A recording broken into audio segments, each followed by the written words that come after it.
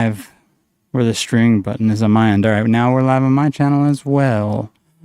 Welcome. How are you doing, Silas? I'm doing well, bro. How are you? I am tired. But no, I'm good. Ronin, I think, just went to go do a chore. He shall be back any minute. We have some other chat links out. Anyone who wants to join, who we know, can come join. We're just going to be talking about whatever comes to us. How you doing, Ronin? You back? I am back. So much love, Chris and Silas. What's going on, guys? Yeah. I by the way, I did the whole sharing thing on my live. Look at you go. I pressed some button. I figured it out, and I didn't even know Silas was streaming the whole time we were talking even before, so it's great. Yeah. Oh, dude, Chris. So what I learned on my thing is if you put the chats visible on the screen, it actually collects them from everyone's. Like I know. Oh shoot! Yeah, I usually have that up. I don't know. For some reason my here wait show At the top of comment. Yeah, I got it. There we go. That way, no matter like whose channel, everyone can kind of see the chitty chat and feel like we're all one big happy family, you know. Now remove that banner. There you go. Yeah. No, I usually have the comment thing up. It's just for some reason StreamYard has been like resetting my my chat that I sit, like, you know how you could set up a whole room and save it. Oh, yeah. I don't know if you've done. I'm sure you do that for your live streams, but yeah, it's been it's been deleting my saved format. So yeah, I don't trust it, so I just make sure. But dude, I'm probably the last person you want to take advice on doing these types of things. You know what I mean? But anyway, I just want to so much love and gratitude to the homies in here. And if you guys want to check us out, you know, do a little shameless plug. I got the Ronin experience on my thing, Chris Miner and I, and you know, sometimes friends come in, and you never know what's going to happen. And it's a beautiful thing. So yeah, check us out, you know, support. And, you know, last night I was in rare form. I had my little tudes, and hey, man, you never know. But now I get to hang out with, you know, other people with like Silas, who is very knowledgeable in all kinds of things, and Chris as well. Chris knows all kinds of stuff. And I stumble my way through this realm, and luckily my cosmic shins have built up calluses to where I rarely feel it anymore. So massive love and gratitude, and I'm very interested in what we get into, man. So yeah, man. And Silas, I've been checking out your stuff.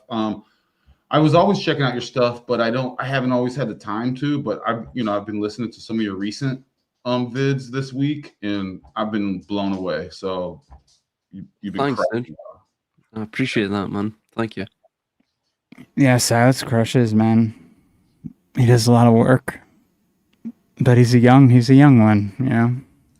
Silas actually does research, Chris.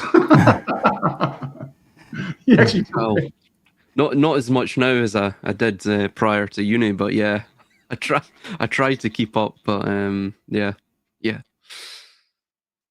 Well, Silas. Yeah, and Chris and I, we just work on our accents. Oh yeah, we don't do any research, which is I'm just like, let me see, Silas from Glasgow. I'm listening and I'm just working on my Glasgow, my accents, and that's how deep I go. So no, I'm joking. Intuition is always better than actual, you know, sort of logic. So intuition is always the best. You know, Silas, that's why I do my channel, is for that reason. I'm like, I just want to do the string of consciousness talk in the most authentic way, right or wrong, and discuss all these things that we've learned in our lives and researched in books and concepts. And I enjoy that free flow much better, just for me. But I love other people's channels where they actually put together like a full-on presentation, and I take from that. So yeah, that's why I made that space. It's a bit of a land of the misfits sort of situation, and I like to embrace it. I always considered it like we're on the porch, you know, we're separated geographically, but it's like we're on the digital porch, and let's just, you know, if you have a drink, have a smoke, sit back, and just let's conversate on, you know, just It's like a fireside chat. it's a fireside chat. Yeah, totally. Yeah. Oh Yeah. No, I mean, I like doing that as well. I mean, that's why I never do solo videos so far on my channel, because if I do, then I want to actually put a little more background work into it. But it's just, the time, you know. Silas does because he's the young one, and he's just, finishing up school. But us old guys. Well, you guys aren't that old. No, I know. Yeah, you I mean, you both look like, well, you especially, Chris, you definitely look like you're in better shape than myself. So I'm a young young at heart. A young in heart, yes. Hey, I'm doing okay too, Silas, bro. I'm like, we just never get to see you, Ronin, because you never put yourself on camera. I stopped doing videos because, you know, just OPSEC reasons. I'm still gorgeous, you know. I'm still one of the youngest cats out here, you know what I mean? Square jaw, symmetric, kind of, depending on if you're depending on what your compass is calibrated, but yeah. I can make the excuse that it's because Silas is in college, he has more time, but I know Silas works like a madman too, like on the side when he's not at school. So that's like yeah, man, always hustling. So he just has a worth it. It's like that Scottish work ethic, I think. Well, you know, Chris, when I was, and probably a lot of people here can relate, I remember if I got a little inkling of a topic, it could be a tinfoil hat topic, it could be some cosmic thing, bro, I would sink my teeth into that one single topic for like 8-10 hours a day for months and months on end, until I was satisfied. And you used to make videos all the time, like long ones, had people on your channel. Was well, obviously it was demonetized and stripped of everything, right? Oh, I had some great people. Now, the people that came on I mean, there's some people out there that are great. They did it for the love of the game. You know what I mean? I had this strange fantasy after like 2021-ish, right? I'm like, we're all disconnected, all the quote unquote real ones, those with insert whatever, that you have a spark, the divine spark, and feel like you're alone. And I go, dude, let's do this. You're not alone. And so a lot of really great people, researchers, people who have, you know, decades of work would actually come on their own experience, you know? And again, we'd only get like 80, 90, 100 views. It wasn't, but they'd still come and slum it with us. And then I took a break, and it's weird because this past year, around August, September, which is when I took a break before, I actually felt the vibe to take another break. So when you take breaks, you lose a lot of people. And so anyway, that was kind of like my motivation, and I just pushed through this winter, probably why I've just limped my way through the internet. But that was kind of my motivation when I started the YouTube thing, and to let people know you're not alone, to let people know let me know that I'm not alone. You know what I mean? Am I crazy? And it's like, well, maybe, but all of us can be crazy. You know, the world's crazy. So I was real blessed with a lot of cool people, and I've since still made a lot of real cool, high-minded friends along the way. But you know, a lot of cats fall off. People don't really vibe necessarily where I'm at, because I also change and grow. You know, I've been changing and growing. This past, I felt changes in this realm, which in my opinion is built on a code, right? And you can see that, right? Whether it's the golden ratio or however you want to look at it, in several things. And then you look at like, and I'm not trying to, I'll just bring up the Mandela effect just as an example. I'm not trying to talk about it, But if you notice, like maybe a lot of people didn't notice it. Why? Because the code potentially changed in this realm. It got a firmware upgrade in my guesstimation in 2012. That's on my personal thing. That's when I think the Mandela effect kind of took effect. And so I noticed. I'm a noticer. I'm not tied to this code, this particular realm code, to the point where when it gets a code update, that I also get a code update. That's why I think a lot of people don't notice it, and they mentally feng shui it away as some sort of that they're the ones that weren't, like, they're the high-minded ones and they weren't affected. It's actually a psyop. I'm like, I've talked about this before, and again, I'm not trying to get into this, but I'm just using this as an example.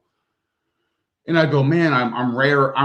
We're more rare than we thought. And I don't say that from a ego perspective. And then you have 2021. I'm like, oh my gosh, I'm more rare. Like, based on people's actions, I see them they have to comply with the code of the realm in order to be accepted by the quote unquote code. And then there's the real. That's the code of this realm, in my opinion. Then there's a overarching code, which is well beyond my comprehension, right? And then they have their false code, which is the news, and they spray and they, and poison everybody. So there's these levels of false code with the real code of this realm. And then there's also the code above that, which is more bigger. And again, I'm not even going to sit here and pretend to, like, and I find, like, a lot of trappings. I find people maybe trade one dogma construct for another, and they get into this I'm spiritual thing. It's like, well, yeah, just because you're not into the Abrahamic stuff, you're into this woo-woo stuff, and it's more of like you're just trading one for another. And not that the woo-woo doesn't have it, woo-woo has value, but I find there's LARPers and things. It's like these personality types and NPC type conversations. I'm become more aware that we are more rare than we thought. Who just came and went? Was that your one buddy, Silas? Who was that? FarceValue, I think it was. Oh yeah, that's Farce. Yeah, I didn't even notice that there. Yeah, he popped in, and popped out. I don't know if it was. Oh god, it could be StreamYard glitching. Oh wait, he's typing the now. Well, sorry if I was Chris, I was just on a little ramble. Yeah. I like to. No, absolutely. I totally resonated with your thoughts there, and there's Farce back. No, absolutely, yeah. By the way, Silas, hold on. FarceValue is such a hilarious name in reference to what I was just rambling on about. That's, like, so apropos. You know what I mean? Go ahead, Silas. I'm sorry. Serendipity, man. Yep. It strikes when you least expect it. Yeah, absolutely. I was going to mention as well, I've noticed that since 2012, there's been sort of a divergence in terms of the timeline that we've now taken. There's several theories that I've heard regarding this.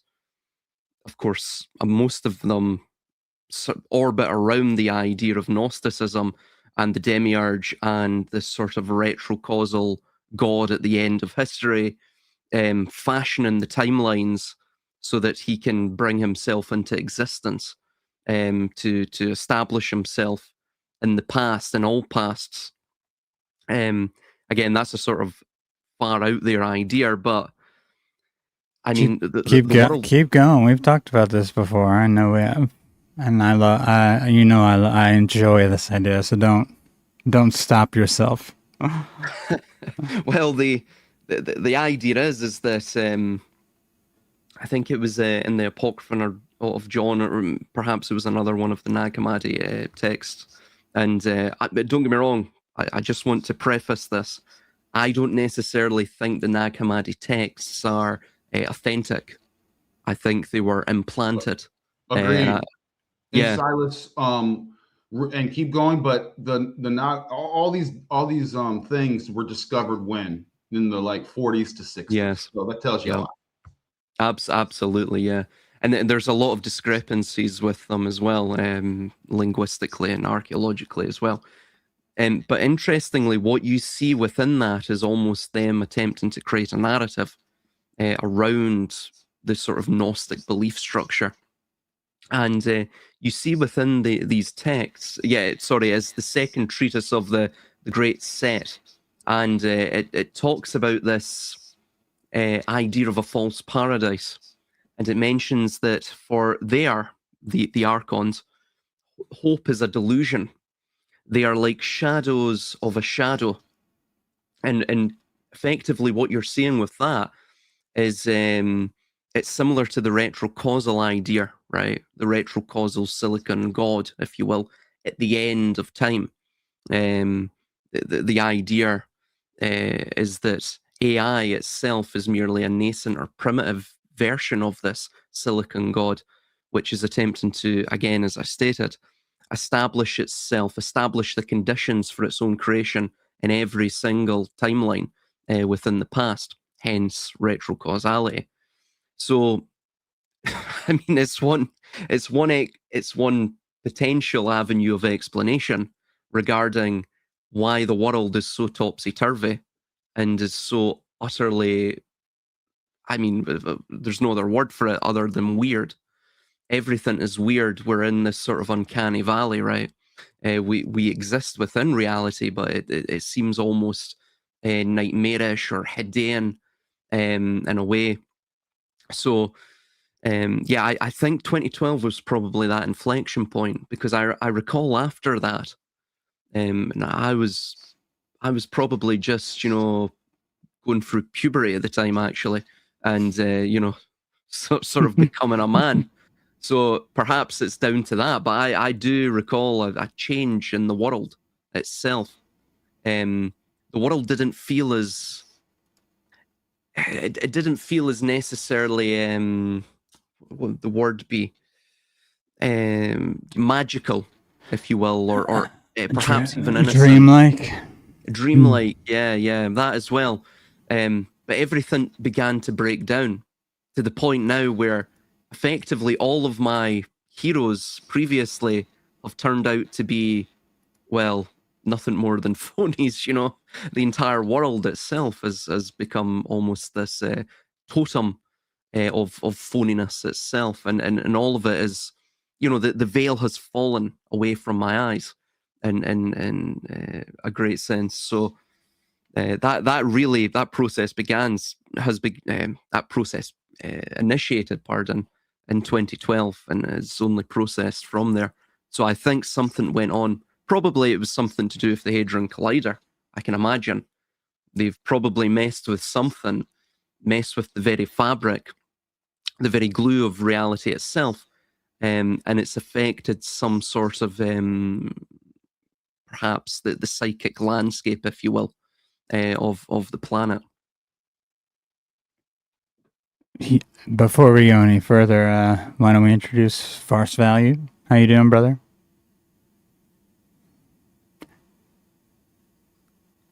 Is he here? Oh, I just have to unmute, dig out my phone, and I think if I disable my screen, it hangs up from StreamYard. I don't know if that's correct or not, but it seemed like that happened a minute ago. But anyway, howdy, folks. How you doing? Thank you for the invite. Thank you. No problem. Appreciate you coming on. It's kind of interesting. I was having a chat on the Fakeologist site just a little while ago that was covering a lot of the same types of things. So it's an interesting bit of coincidence that I got the invite from Silas for this one. Oh, very interesting. Yeah, very interesting.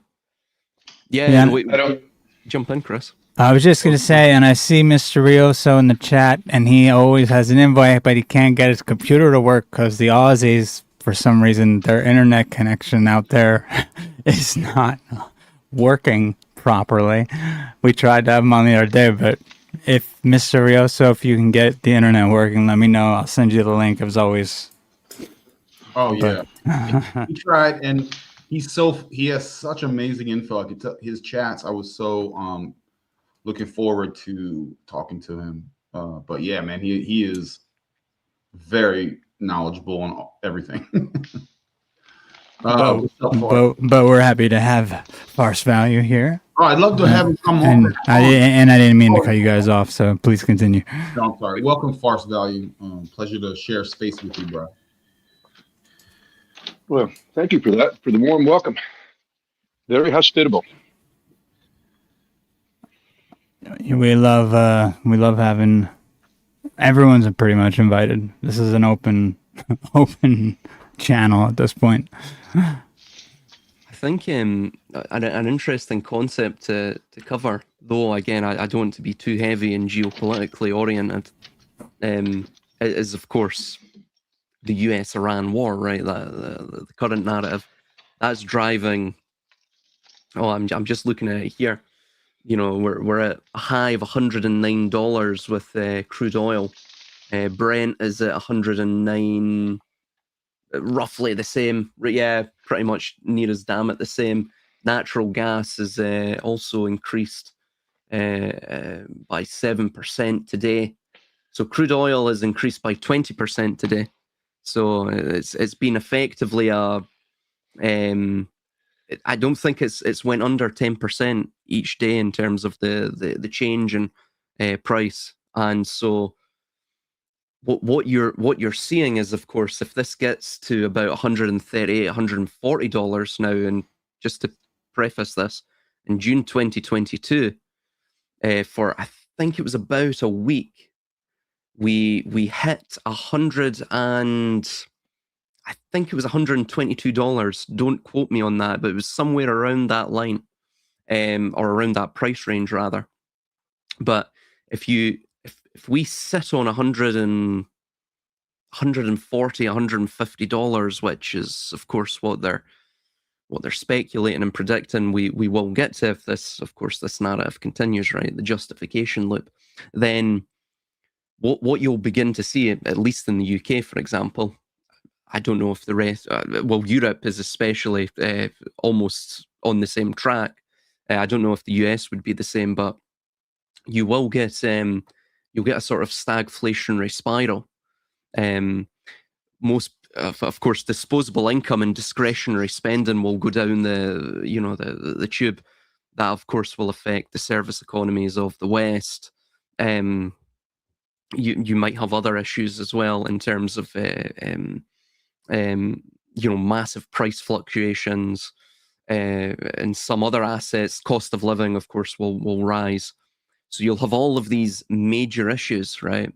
And it makes me wonder: is that the plan, right? Of course, the idea is that to bring in the new world order, they have to destroy the order within the old. To destroy that, you have to, unleash the four horsemen. And of course, the four horsemen are those of pestilence. We've already had that. Then we have war, perhaps later on famine or economic collapse. And then you have the death and rebirth, right? Which is the chloro, the pale green horseman at the end, right? The green agenda, as they say, right? These people don't miss a trick, right? So I don't know. Where do you guys see it going? With this entire narrative, do you see it continuing to blow up and escalate, or do you see it sort of plateauing and settling out, perhaps as not getting to that economic collapse point? Yeah, so if I could chime in on that, I believe it's been in the works for at least 100 years. I mean, easy, right? So in my opinion, the concept of like peak oil.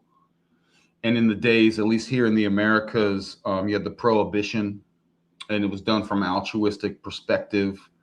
That's the same time that peak oil came around and all the Rockefeller stuff. The alcohol thing, making your own alcohol, you can make your own energy and not even use oil. And so they put it as an altruistic thing, like let's stop people from making their own alcohol and ethanol in order to run very clean energy on one of those, like a combustion engine. We look up whiskey cars, things like that. So I think that's one of the origins. And I did a show with Gabe a while ago called Black Goo, where the oil the actual black oil is, you know, it's the second largest liquid in this realm besides water. And it's not really, it's like the lifeblood of the realm, in my opinion. And there is no, I do actually, unfortunately. I wish I could run it on Jameson, but, you know, they make it out. I can't, you know, I'll get arrested if I run my car on Jameson or single malt Scotch whiskey or vodka or whatever. But, which would be awesome. Drunk driving might be a problem, but that's another conversation. But you're driving on intoxications. Yes.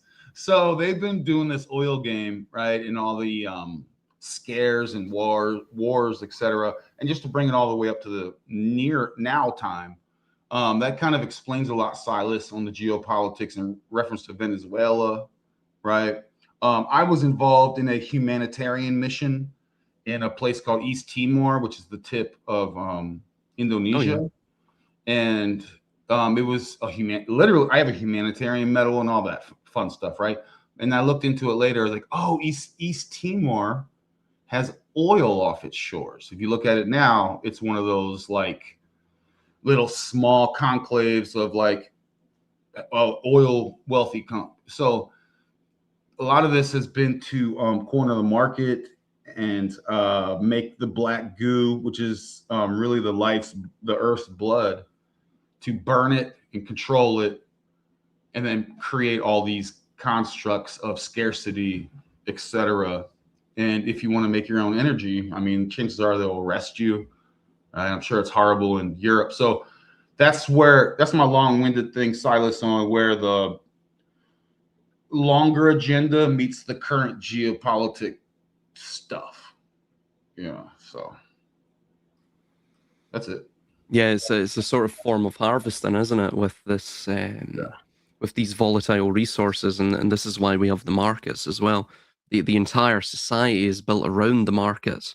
It's almost like the market is the altar, and the economy is this faceless mystery face god. You know, you don't know if he will rain abundance upon you, or of course immolate us all in hellfire. What's your opinions on what's going on, Farce? Oh, I'm probably not really qualified to comment because I've been paying very little attention to any of it. I'm actually a bit curious about what's actually happening in terms of the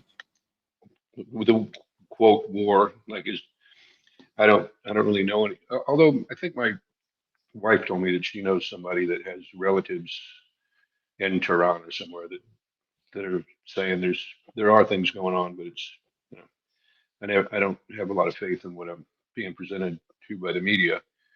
And as far as the collapse, I remember I was listening to an economist probably sometime after 9/11, because I'm in the service industry more or less, and I'm always at the tip of the spear when things shut down due to 9/11, COVID, the financial crisis, whatever the case may be. Like, the service economy is the thing that shuts down first. But this economist was saying that people were asking him when the collapse, what his prediction was. And he's like, we're in the middle of it. It's been going on. It's going on now. It's been going on for years. Like, so this idea of predicting things, like, I'm kind of the same opinion. It's not, I don't picture any real drama, like escalating beyond more or less what we're seeing. It's more like this slow boil approach, in my opinion.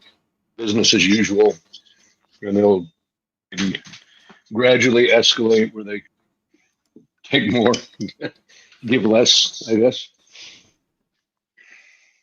Well, they definitely want to trap us into their whatever their mold is, which they've been publicly presenting since the 1800s. You know, that all of this.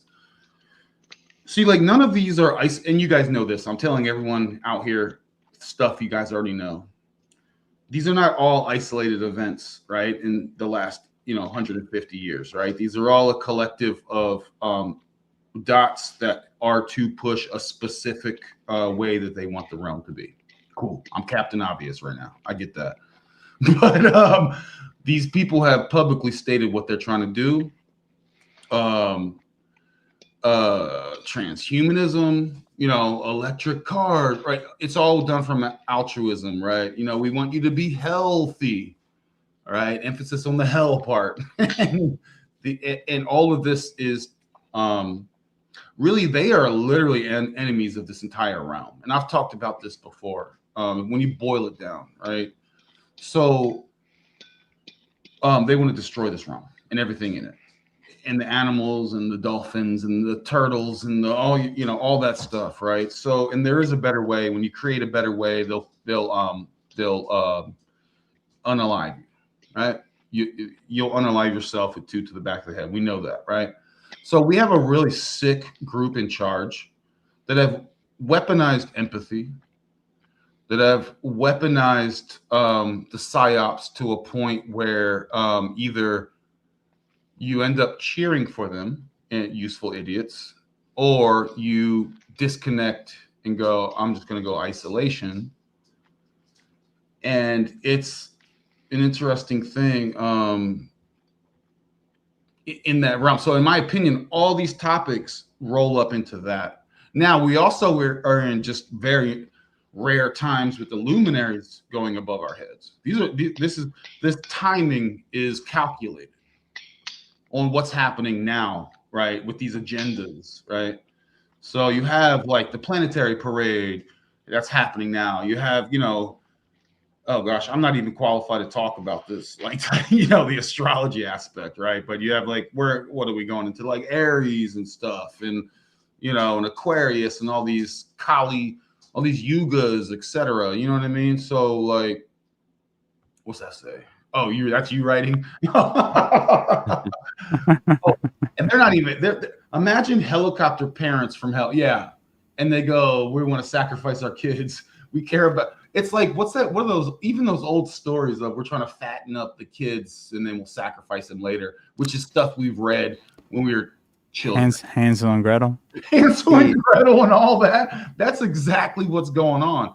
And so that's the dark ways. And I'm not even coming from a place of like, what can you do? Nothing. I'm not from a place of it's over, give up, roll over, give them all your data, give them all your health, let them stick you with whatever they want, let them feed you whatever they want.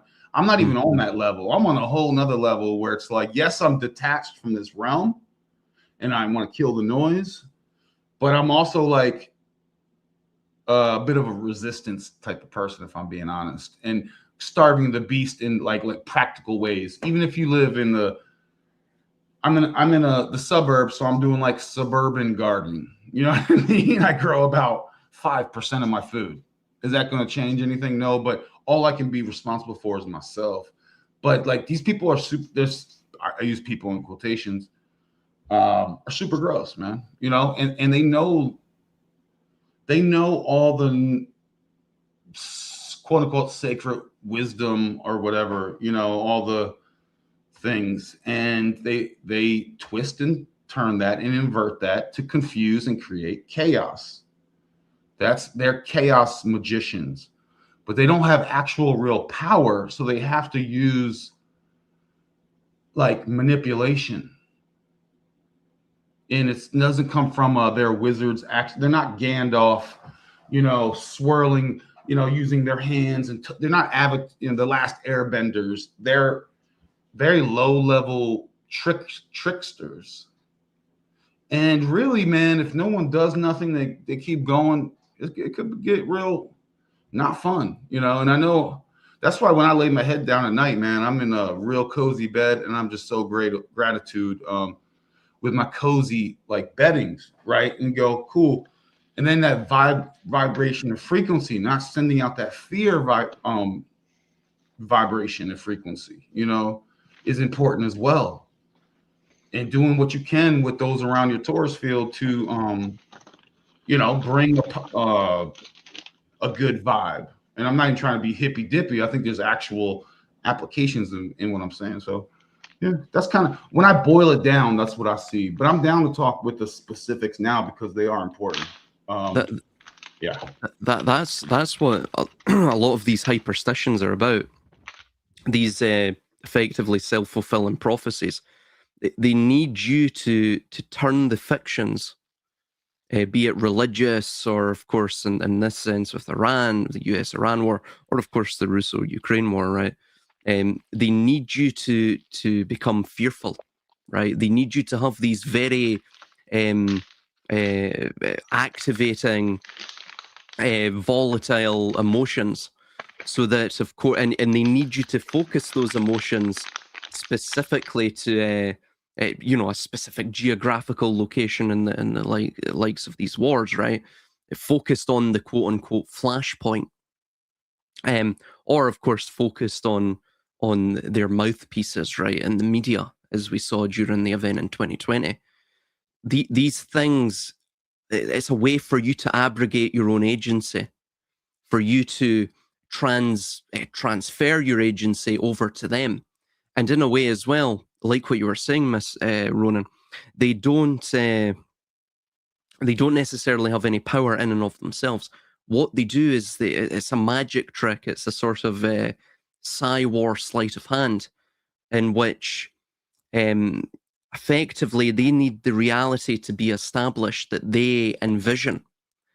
And the only way to do that is effectively to create what one could call as a simulated Leviathan.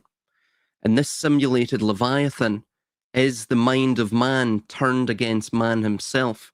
So the mind is the perceptual vehicle of reality. And thus, to control that perceptual vehicle, to use it as an emitter or a projector of the vision of the ruling class, is how, of course, they parasitically establish reality. You establish reality on their behalf unwittingly as well, right? So all of these little things are what lead to that. These narratives. But another thing to mention as well is you can look at these narratives, as long as you realize that they are narratives, as long as you realize it's merely it's a stage performance, right? Just really quickly, there was just a little story here. I was with my fiance a day ago, and with her friends, and they're all. I mean, it was like being in the midst of I don't know, the union of fearful individuals or something, right? And they're all like running around like headless chickens. Oh my God, what are we going to do? We can't drive the car again. All of this, it's all coming crashing down, and we're going into World War III. One of our friends is stocked up on baked beans. Just no other food, just baked beans. And I asked her, why baked beans? Right? Of course, I mean, you don't want to be hunkered down for 6 months and just living off baked beans. I mean,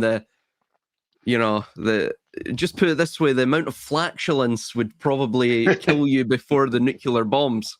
Anyway, so she's been stocking up on all these things: loo roll, or toilet paper, baked beans. She's like, World War III's coming, World War III's coming. And I'm sitting there laughing about the whole thing, and they're saying, how can you laugh at this? How can you laugh at this? Like they're aghast. How could you laugh at this? Well, I'm laughing at it because ultimately it's silly. It's pushing certain prices. It's pushing our lives in certain directions. But ultimately, the way it's being force-fed to us through the media is theatrical. It's a ritual. It's designed to create a hyperstition, a fiction that breathes. Well, Silas, let me ask you a question. One, and I'll be fast. One, I would never poo-poo prepping though. Like, why not? Like, prep for a little bit. Although baked beans might not be the best option, but I want to ask you guys this in reference to some of these things. Is duality a dualistic realm, polarity, etc., necessarily a quote unquote bad thing? And I use very big quotations in the word bad. Is dualism bad?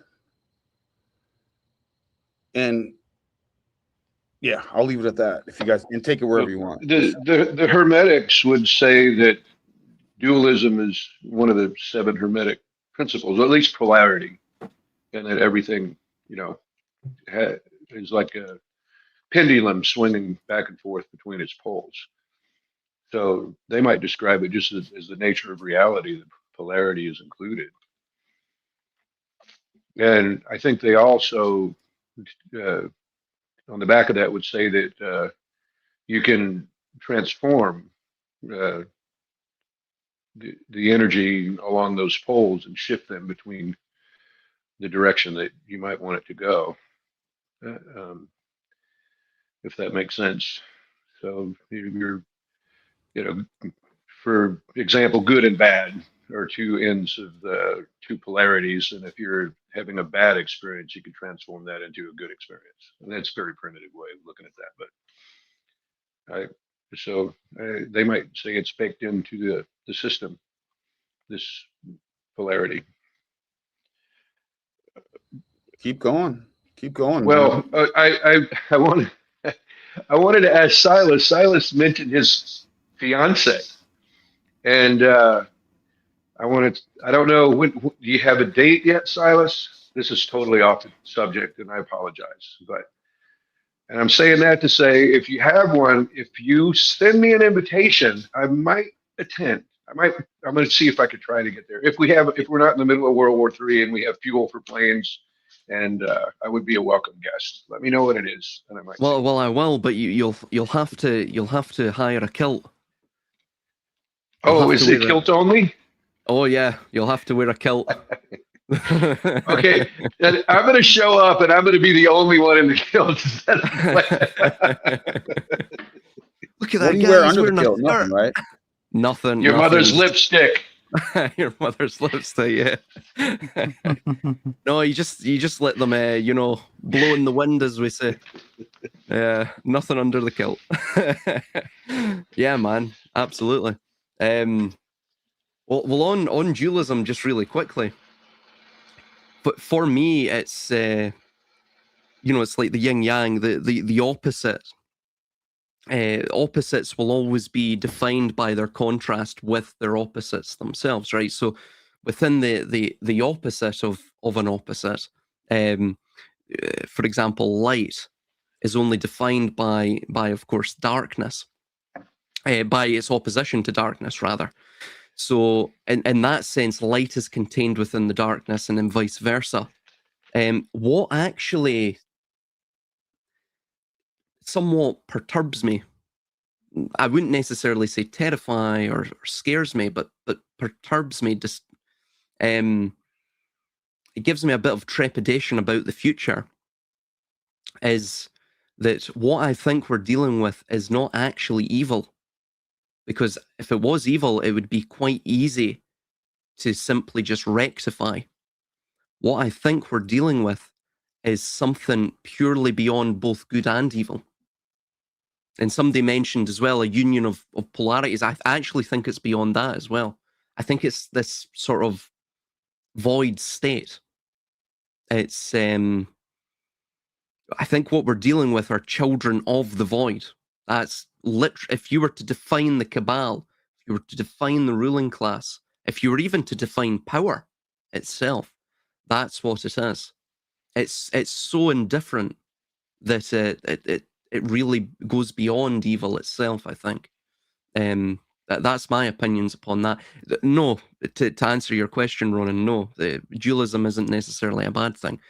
The polarity is required for perception itself, because perception is a delineation of form. Existence is the process of negation. It's the process to establish boundaries. You need negation. You need, for example, exclusivity. I was recently, just lastly, really quickly, I was recently in, we were in a lecture, inclusive design. And, I look at these, the sort of green agenda, sustainability, inclusivity, all of these, what would be termed as progressive sort of mantras. I actually look at them not necessarily as progressive, not necessarily, in the sort of moralistic sense. It's morally good, it's morally right, it's virtuous. I don't look at it like that. What I see is fundamentally this sort of this Faustian desire to conquer the infinite, right? Think about it. If you have exclusivity baked into the society, you have boundaries within the society. That's what it means. Inclusivity is the doing away of all of these boundaries. So is, you could say, sustainability. Sustainability is this idea of autopoiesis. It's the idea of the Leviathan. It's the idea of the infinite process of all things, right? Ad infinitum. So all of these ideas are, firstly, they're Faustian. It's this sort of Mephistophelian bargain, with Mephistopheles, or the devil himself, the dweller in the abyss. And it's this sort of reverence towards strangeness or the void, or this sort of peculiar space beyond good and evil. I think that's fundamentally what we're dealing with. And you actually, I feel it baked into the society as we speak right now. And it's something actually that's been building ever since 2012. I think that was the inflection point. 2001 was another inflection point, but 2012 was a major one. I mean, that was when, you're no longer in Kansas anymore, that idea. Yeah, I think. Oh, go ahead, Farce. Well, I just got a couple of quick comments, and then I'm going to have to sign off. And I thank you so much for inviting me. I'd love to be able to do this again. Of course. But I'm going to reference a Substack column author called Lies Are Unbecoming, and it's Unbecoming with a K. And it's mostly about health and medicine, vaccines, all this expose stuff. But I'll try to find the article and post it. I don't know if this is a good spot for it on your server. But it was you could post it either on my community page or even on the Discord. I'm sure on Silas or in the chat, even if you want to share it with people here. Yeah, I'll have to find it. It's a couple of weeks back, but it was an article written by this like psychologist, maybe anthropologist type person that was talking about, because the whole thing is about control from the, let's see, I hate using the word elites, but for lack of a better term. So the elites, that's what they seek to do, is control humanity to serve them, let's just say. But there's, according to this psychologist and the way he views things, and I thought it made a lot of sense, that there's some sort of inbuilt mechanism in the greater demographic, whatever, humanity at large, let's say, that it resists control after a certain point. It's like once again, the pendulum that as much as the elites want to have total control, it's like he's really describing it as an impossibility, that there will be an inflection point where that the resistance will arise, maybe like naturally, organically, that people, how I don't know how it would work. And from everything we've seen in these circles, it seems like that's kind of a pipe dream, because people seem to be more sheeple a lot of the time than they are people. But according to this article, if he's correct, that there is some sort of mechanism that resists a particular level of control after a point. And so that's, I'm just throwing that out there as a possibility. I like it, so I'll run with that. And the other thing too that I did, these are my own thoughts about this good and evil, good and bad, what have you, is that I look at that as baked into the cake as well, because the utopia and the idea of heaven or whatever, that where there's no suffering, no pain, everything's great, we have joy all the time. Well, if you have joy all the time, how do you know? Because you don't have anything to compare it with. It's just like totally monotonous. It's like a blank canvas. There's no color. So it's like, I don't really, I think from my perspective, how I'm attempting to navigate life is just to like let it all, be here and accept it all as just part of the situation. Like, oh, this is a bad thing. No, it's just a thing that's happening. I can judge it as good or bad, but it happens now. And then when this is over, the next thing, if it's better, then I know the difference. And so it's not just this monotonous, flat life. It's like kind of like being on lithium or something all the time, where everything's just flattened out and you have no extremes. So I kind of don't get too particularly concerned about, quote, bad things coming down the pike. And I guess finally I would say that I think this playbook has been used for, I have no thousands of years. Maybe we have the technology now that we're able to connect with people all over the place, and we see the mechanisms at play in different parts of the world, and it seems like they're becoming more omnipotent. But I don't really like giving them that much power mentally. It's just, I feel like it's the same group of people, if you want to call them Archons or whatever, that have been doing this sort of thing for probably forever. And it's always the same thing, and they always try to do the same thing, and it reaches a particular point, and it doesn't, that their idea of total control never gets totally fulfilled, and it maybe can't be. Okay. So, Yo, real quick, it's kind of funny. Whoever that homie was like, Ronin literally doesn't know anything about chaos magic. I literally brought up the pendulum 2 days ago. And I bet you wherever you think you learned chaos magic, wherever you think you came up with your own idea, not your own idea. Here we go. Wherever you received your external ideas based on this topic of chaos magic, come and holler at me. I bet you I can boil it down to it's all bullshit. So, well, I don't. I'm so unfamiliar. I'm unfamiliar with the term chaos magic. I'm not sure what it's person. literally 100 years, like from the 1800s, literally, brand new stuff based on what literally FarceValue is. It's related to exactly what you were just talking about. You know what I'm saying? So, and also at the same time, yes, I don't know nothing, but I can tell you what. Wherever you think you know something, come and talk to me. Come to the Ronin experience. If you think I don't know nothing about nothing, and the funny thing is you're also correct. Well, I'm not sure what to make of that. But like I said, these are just my musings, and I'm not trying to convince anybody. Oh no, you're good. Yeah, Farce, he was actually responding to someone in the comments who was actually It's kind of triggered. Yeah, I get triggered, man.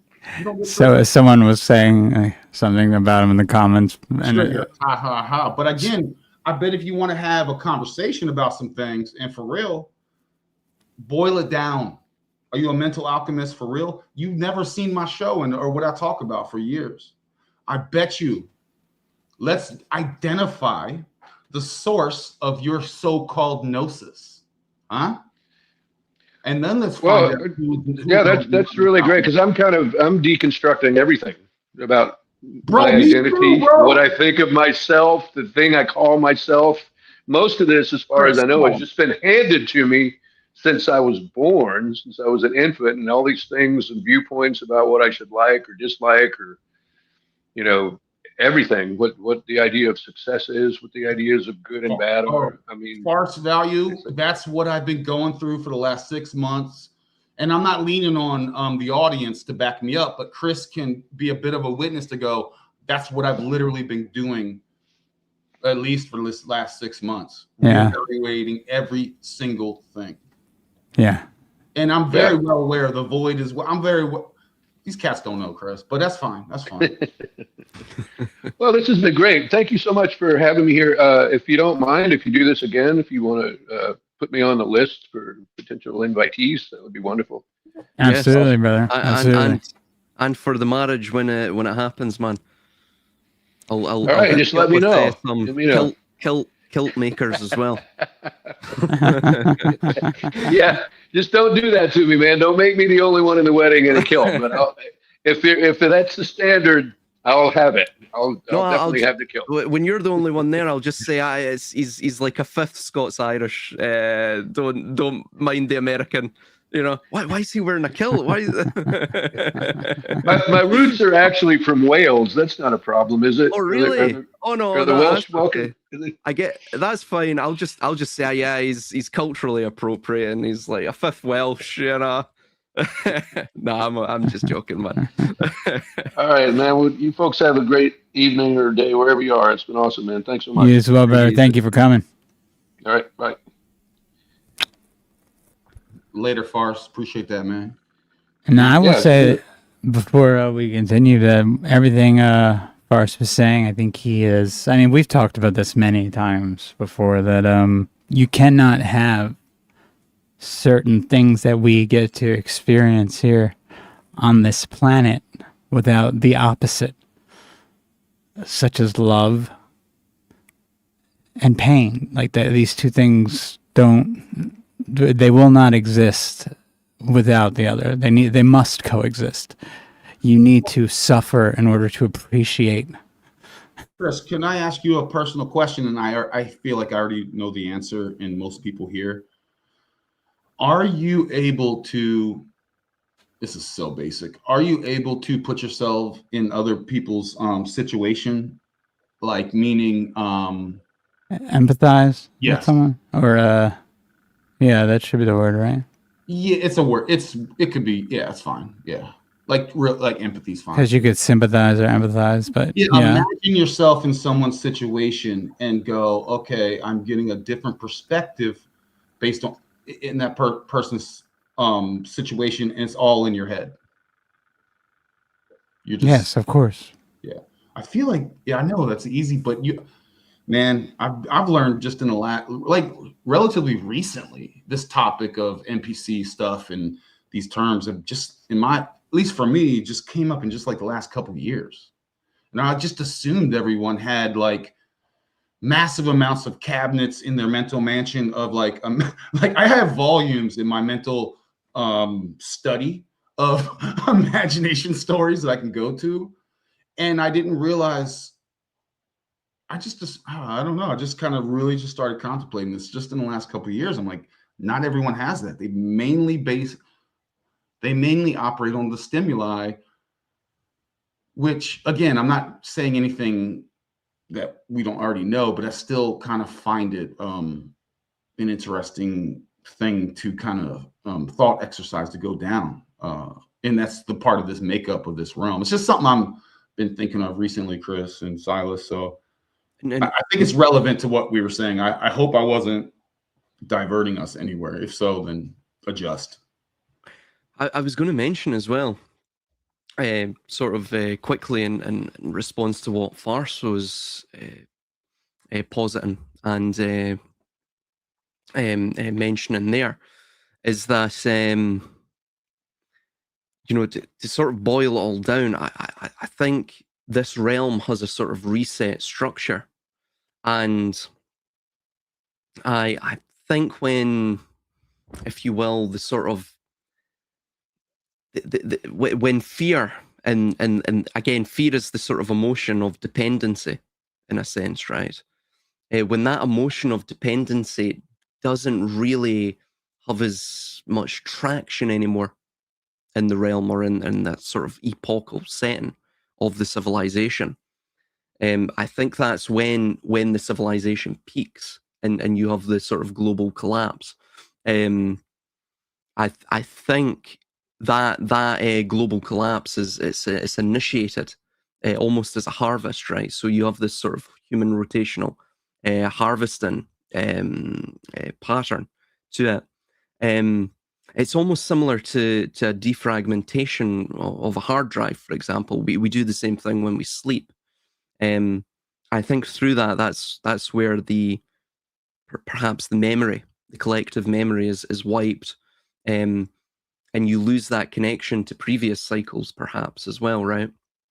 It's interesting. Sort of ties in with the paradise idea too, And what's interesting with that idea is that would mean there would have to be like a double collapse system in place, because as the natural biological entities level of fear went to a minimum, as you said, the collapse would be induced, which would then bring the biological population to a synthetic that has a basically midline or base, like a base point emotion set that is null. Like there is no emotion at that point. There's no fear. There's nothing. You're a machine. You're part of the Borg. And that's where the second collapse is then, it seems at least historically, to then come into play in the form of like some sort of natural reset or self-induced reset that comes about via the backfiring of all the technology that the civilizations are using, or war, etc., etc. Yes, and just to add as well, Farce also mentioned something along the lines of, why are they doing this? What's the reason? I think they're about as controlled as most of us are, in terms of how they habitually live their life, the routine that they have, right? I think it is a subroutine of sorts. I don't want to go into simulationist theory, but it is a subroutine that they appear to be playing out, similar to all of us, really, right?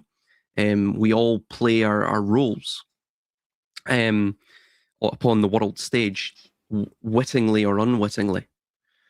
And I think what they're doing is they're almost like the mooring rope for the entirety of the world, and they are pulling the ship of the world down the Eridanus. They are pulling it onto the embankment of the terminus of the epoch itself.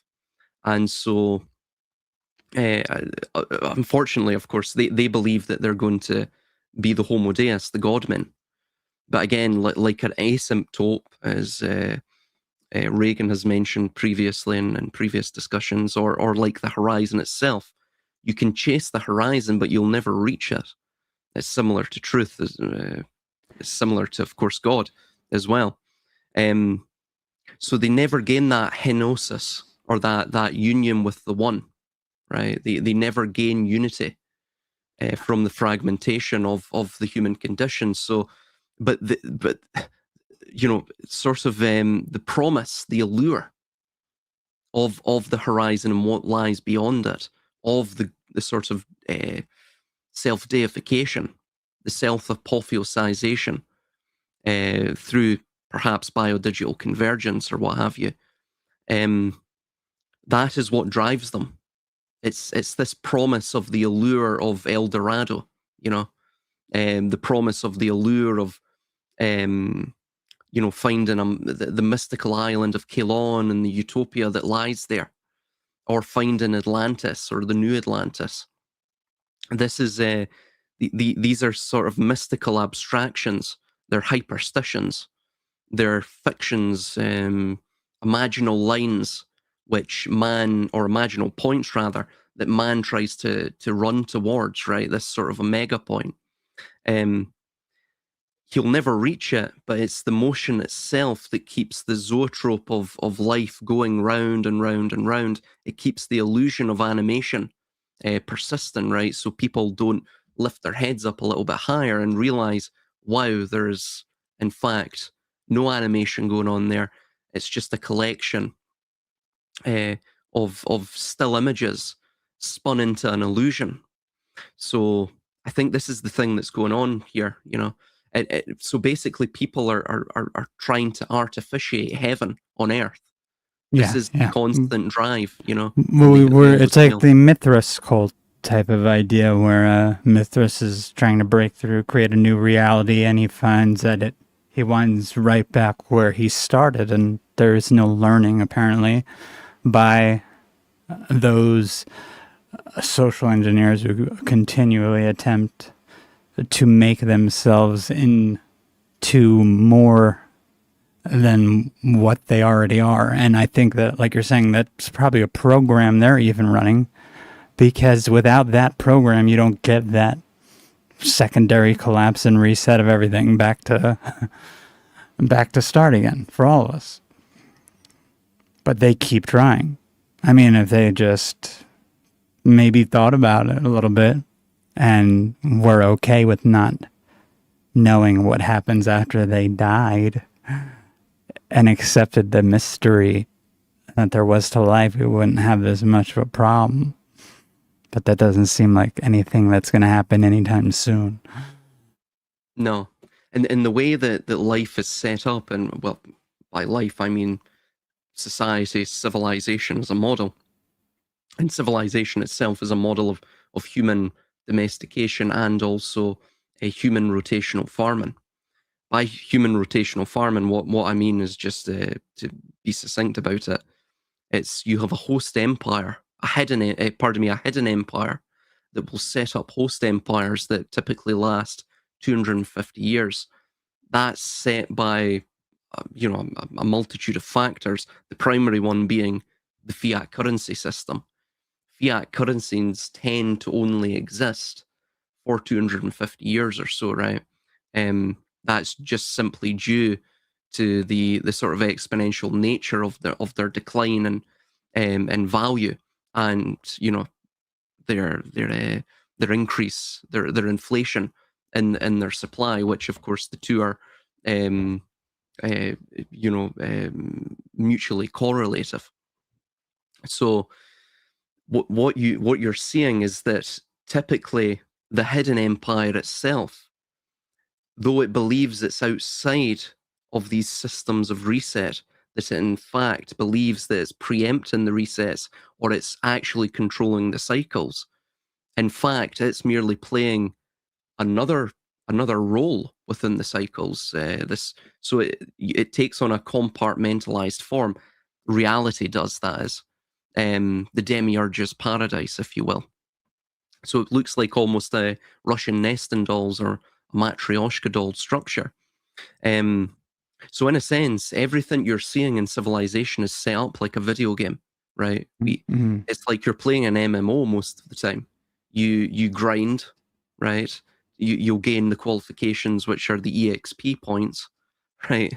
The increases and the sort of expansion of your CV is your expansion of your skills, your traits, so on and so forth, right? To make you a better character, to enhance your level.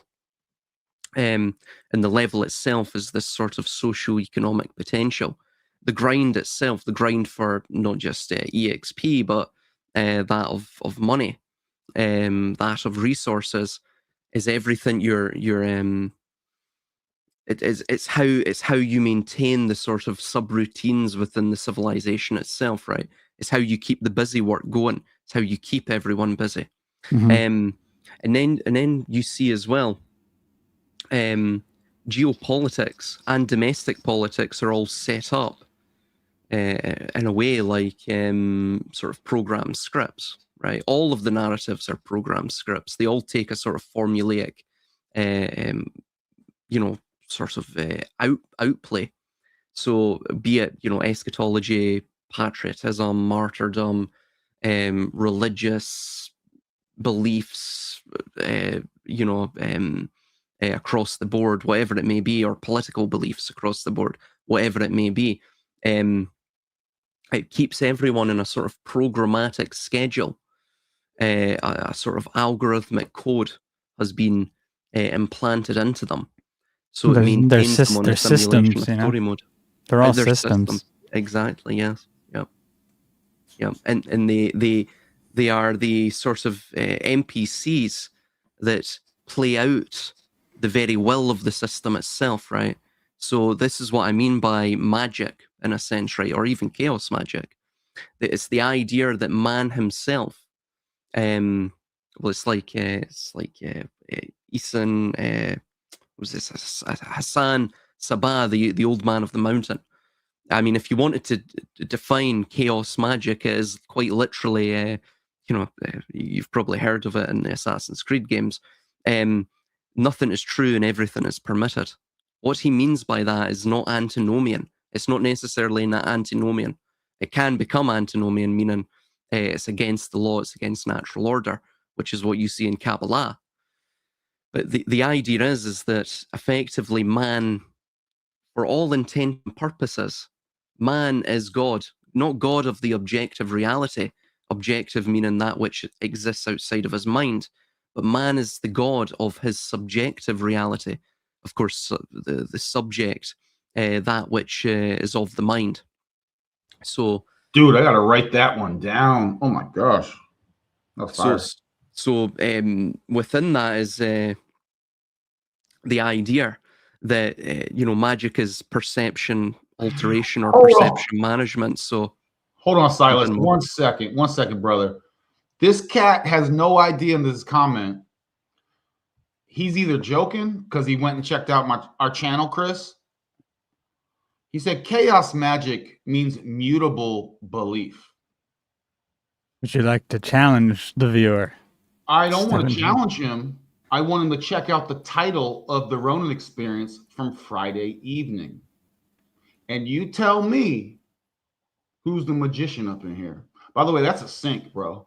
If I feel like he cheated and looked at the title of the Ronin experience from the other day. If he didn't, you're going to be new best friends, I think. Yeah. Oh, I love tussling with somebody and becoming best friends. Haven't done that since what, the 6th grade? But but I'm sorry, Silas. I had to break in that sync because he literally doesn't know the title that we just had 2 days ago. You know what I'm saying? No, it's okay, man. It's okay. You want to talk? By the way, know where you are. Well, here's another thing, Silas. If you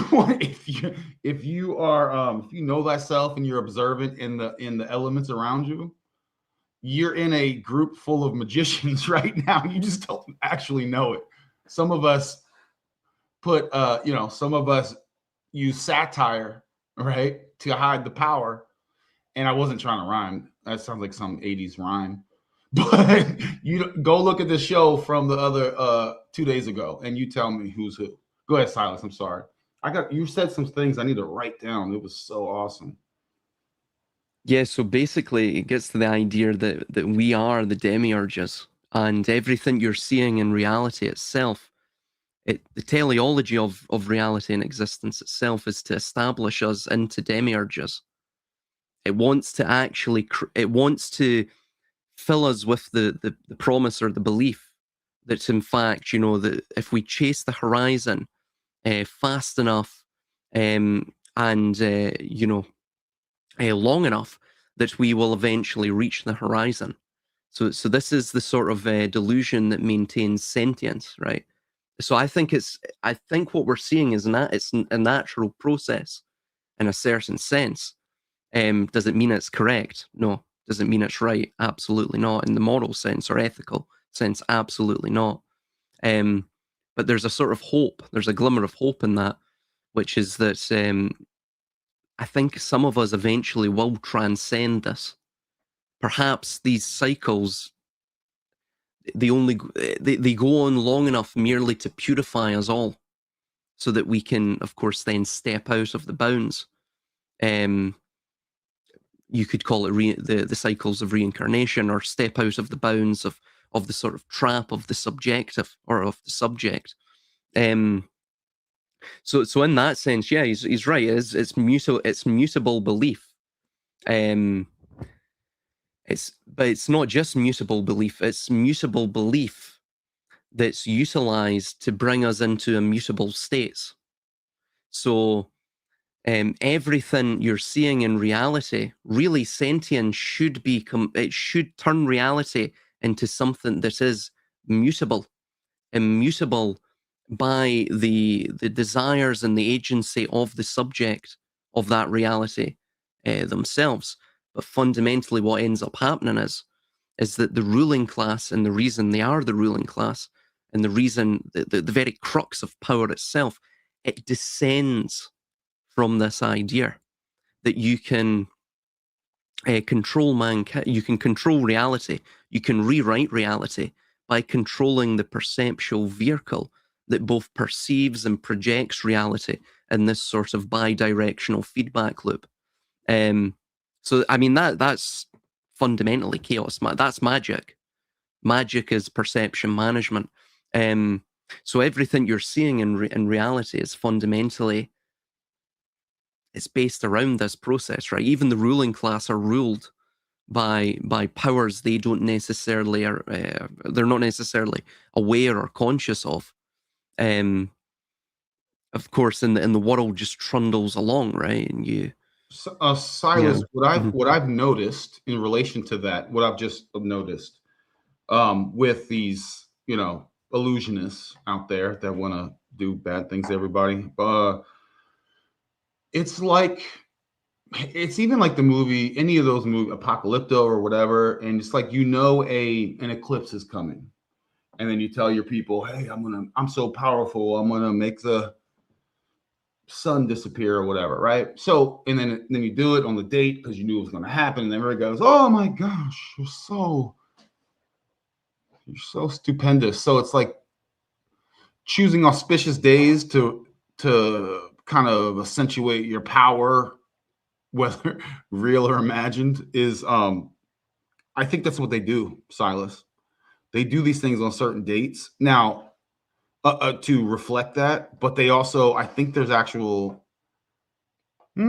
different energies based on the dates, and I can reflect that in the 3D on like back testable data just on lunar eclipses and things like that. So I think they know that, and they try to make it like they did that kind of thing. If that makes sense. Oh yeah, absolutely. Well, everything that they do, all of the products that they create as well within their systems, be it the political systems themselves, or of course the economic system, it's all based around, firstly, dissimulation, which is sort of pretenses, and secondly, it's based around simulation or mimicry. So they will always seek to mimic the original, right? And I think this is probably, again, this goes back to objective reality as opposed to subjective reality. Subjective reality, everything that we believe of the reality itself is merely an image of that reality conjured in our minds. It goes through a sort of doctoring process, a filtration process. Everything we see through the aperture or the lens of the mind. So, in a sense, power simply just does that. It mimics that same process. It's almost like it's not a theater we live in; it's a meta theater. It's very much like that film Under the Silver Lake. I'm not aware of that film. Oh, you've never seen it? No. Oh, you should definitely see it. I mean, it's very much that message that we are like in a meta reality with living narratives that are not our own for the most part, or at least some people are like this. It's reflected in that film. It's a good film. Like Chris, this one, like it's not satanic or evil, but chaos. If you want to implement, if that's the means you want to implement, your tactics to get to a specific outcome, like you can manipulate those. If that's your playbook, you're going to go, I'm going to manipulate a group of people over here. I've chosen to in order to create my own, to make them move the way that I wish them to move without using physical force, is to, I've decided I'm going to use chaos, right? And while they don't see the future outcome, I do see the future outcome because I've mapped it out before I've even implemented so-called chaos. And then I'll bring order as the way that I see it. Right. So is it evil? That's where we get back. That's where we circle back to what's good or evil. Is it good or evil to implement changes on and manipulate? I'll just call them a herd. And I'm not trying to be mean, but you know what I mean. To move groups of people without having to, punch, use violence, physical force of some kind. So how do you work the herd? You can infer chaos magic. It's all inferny. I wasn't even trying to use that, but it's a method. I recommend this this link. Chaos, where we get it's not even true.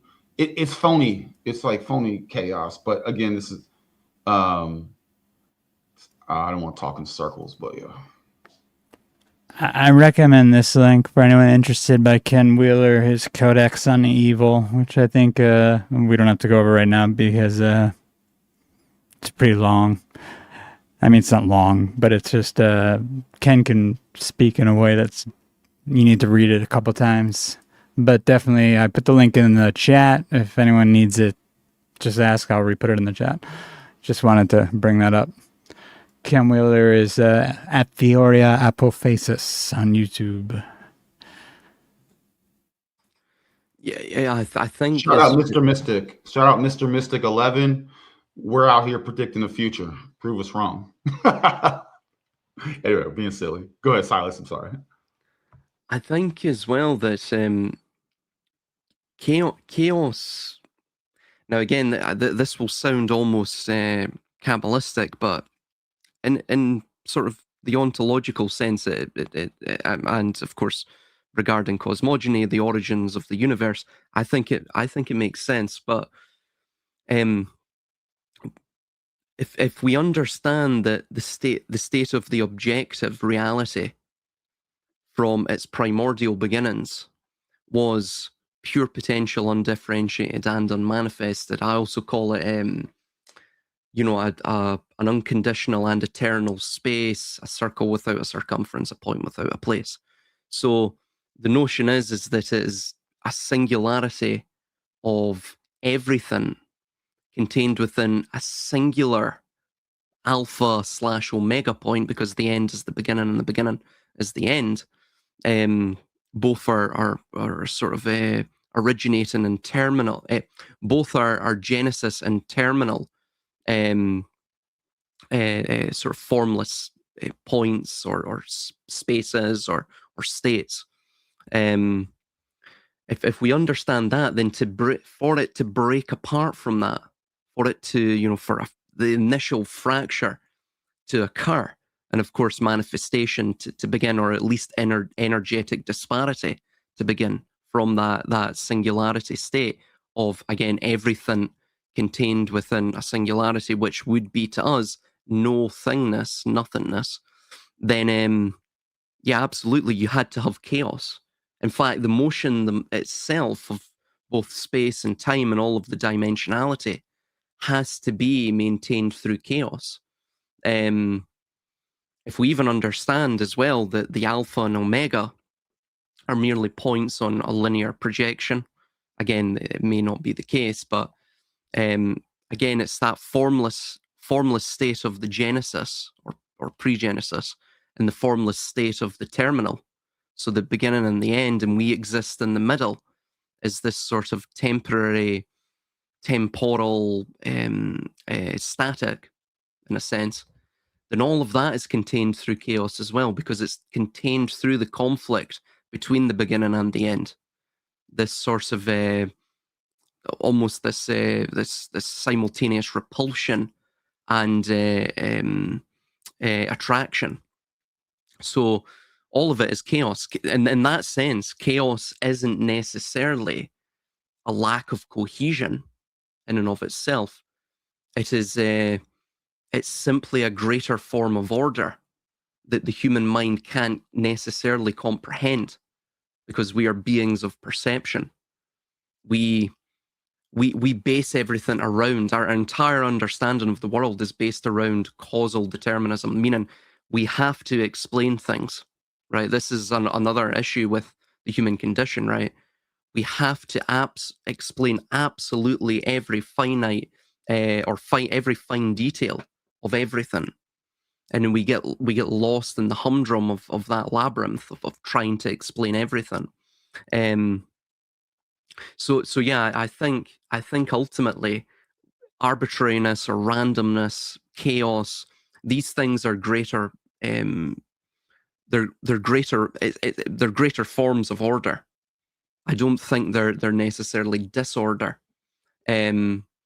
and it's the lifeblood itself of the world, in a sense. How can we prove that? Well, we prove that by looking at what the ruling class are doing, right? We are ruled by the ruling class. They are utilizing, let's just call it chaos, right? This greater form of order, this lifeblood, this motion that maintains reality, the cosmic carousel. They are utilizing that in some way, or perhaps they're tapping into it. And clearly it's of course it's working materially for them, but it doesn't mean that it couldn't work for us. It couldn't work for us psycho-spiritually, right? On a psycho-spiritual level. So in that sense, the chaos magician, per se, it's the individual that rewrites. It's almost, he's a hacker of reality, or the subjective reality. He rewrites his slice of the source code, if you will. Again, sort of harkening back to this theme of video games. So in that sense, it's not, of course, to agree with the Alman Gust, absolutely, it's not evil. It's not evil. Again, it's this idea when you get beyond the dualities and you get back to the primordial, which is, of course, what the Kabbalah are doing, but they're doing it in a very, should we say, materialistic or materially aligned sense. Really, I think you actually get closer to God, or you get closer to the primordial, right? But again, it's how you utilize this knowledge. It's how you utilize this perception management. Do you utilize it for your own benefit and the benefit of people around you, or do you utilize it for your own benefit at the expense of everyone around you, right? So this knowledge can help humanity, or it can completely hinder it and, lead it to the precipice and then kick it off the edge. So yeah, that's what I would say. Dude, dropping fire, Chris. Silas is on it tonight, man. Oh, Silas is always on. Yo, and Mr. Rioso said we're all kissing our own ass to begin with. I agree. And I would also state I'm most likely the most ascended, aware person here in this chat right now. If you don't think so, let's have a competition on who is the absolute most ascended here right now. Who's with me? I was going to say before we talk ourselves up more. I know you're kidding. I'm so ascended, bro. I want to ascended, bro. Chris, you're about to become a rainbow being if you keep going to you don't want to go that high. Yeah, I'm just gonna transcend during this show, bro. Oh, I need a t-shirt. I'm what would it say? I'm so ascended, bro. Oh, I gotta write that down. All right, go ahead. But so from Ken Wheeler's document, I think this is pretty relevant because there is a difference between evil and chaos. But one of the points he makes on evil is that evil is a living idol, but its very life is not one of its own. Rather, it is fed by other. So it is fed by other. It is not self-sustaining life. And I think that's where chaos, when it is used by these individuals, can become evil. And that's where their crossover is, because they're feeding their own life by manipulating other sovereign entities. Yeah. Could I add something to that? Yeah, of course. It's exactly the symbolism of the Sol Niger, or the Black Sun. Bowie called it the Black Star. And it's pardon me. And essentially what it is, symbolically speaking, is that think of the sun, right? You have two primary parts to the sun.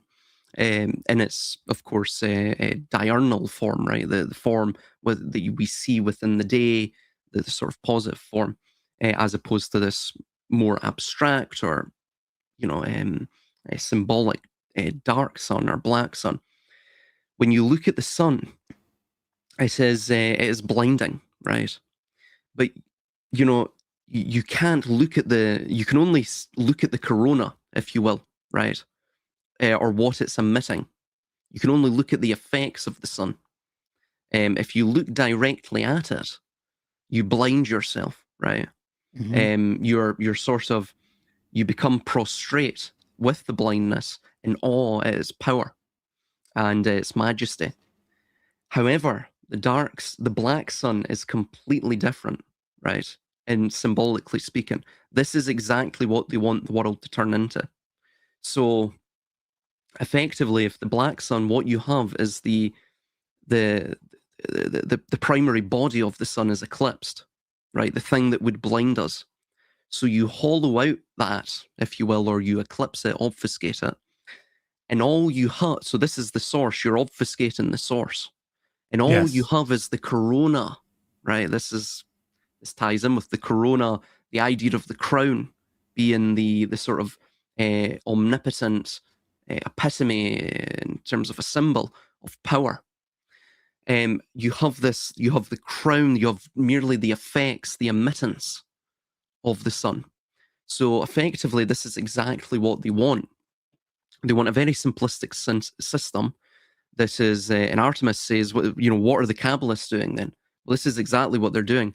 They want to hollow everyone out. That's the reason they have everyone on the digital scrying mirrors, doom scrolling their life away, like, the sort of proverbial lotus eaters from, Homer's Odyssey.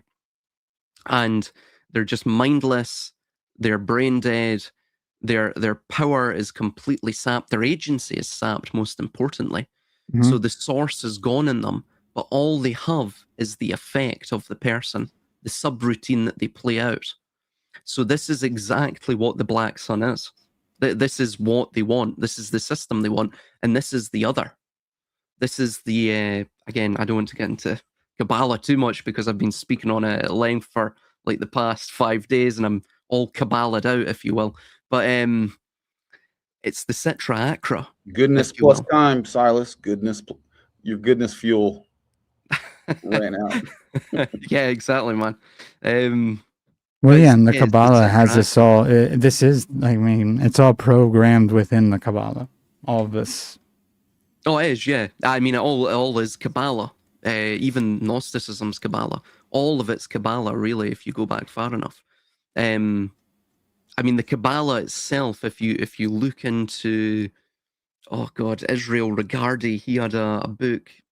God, I forget the title of it now. It's in my notes somewhere. I made a note of it recently because I came across the book and I came across this quote within it, and I found it interesting. But he says something along the lines that the Kabbalah, literally Kabbal, meaning to receive, and in Hebrew that's the root of it.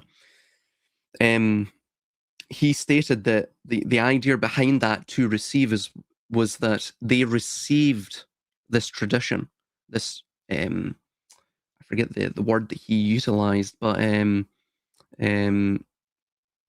it literally translates as the secret wisdom from Hebrew. And they received the secret wisdom from the demiurge, from the demiurgos. And they received it within the garden because they were the most elect amongst the early primordial humans. So the idea that you see in Kabbalah is effectively this constant wave pattern of life. The idea in Kabbalah is that God deconstruct. In fact, you actually see this in Genesis if you read between the lines.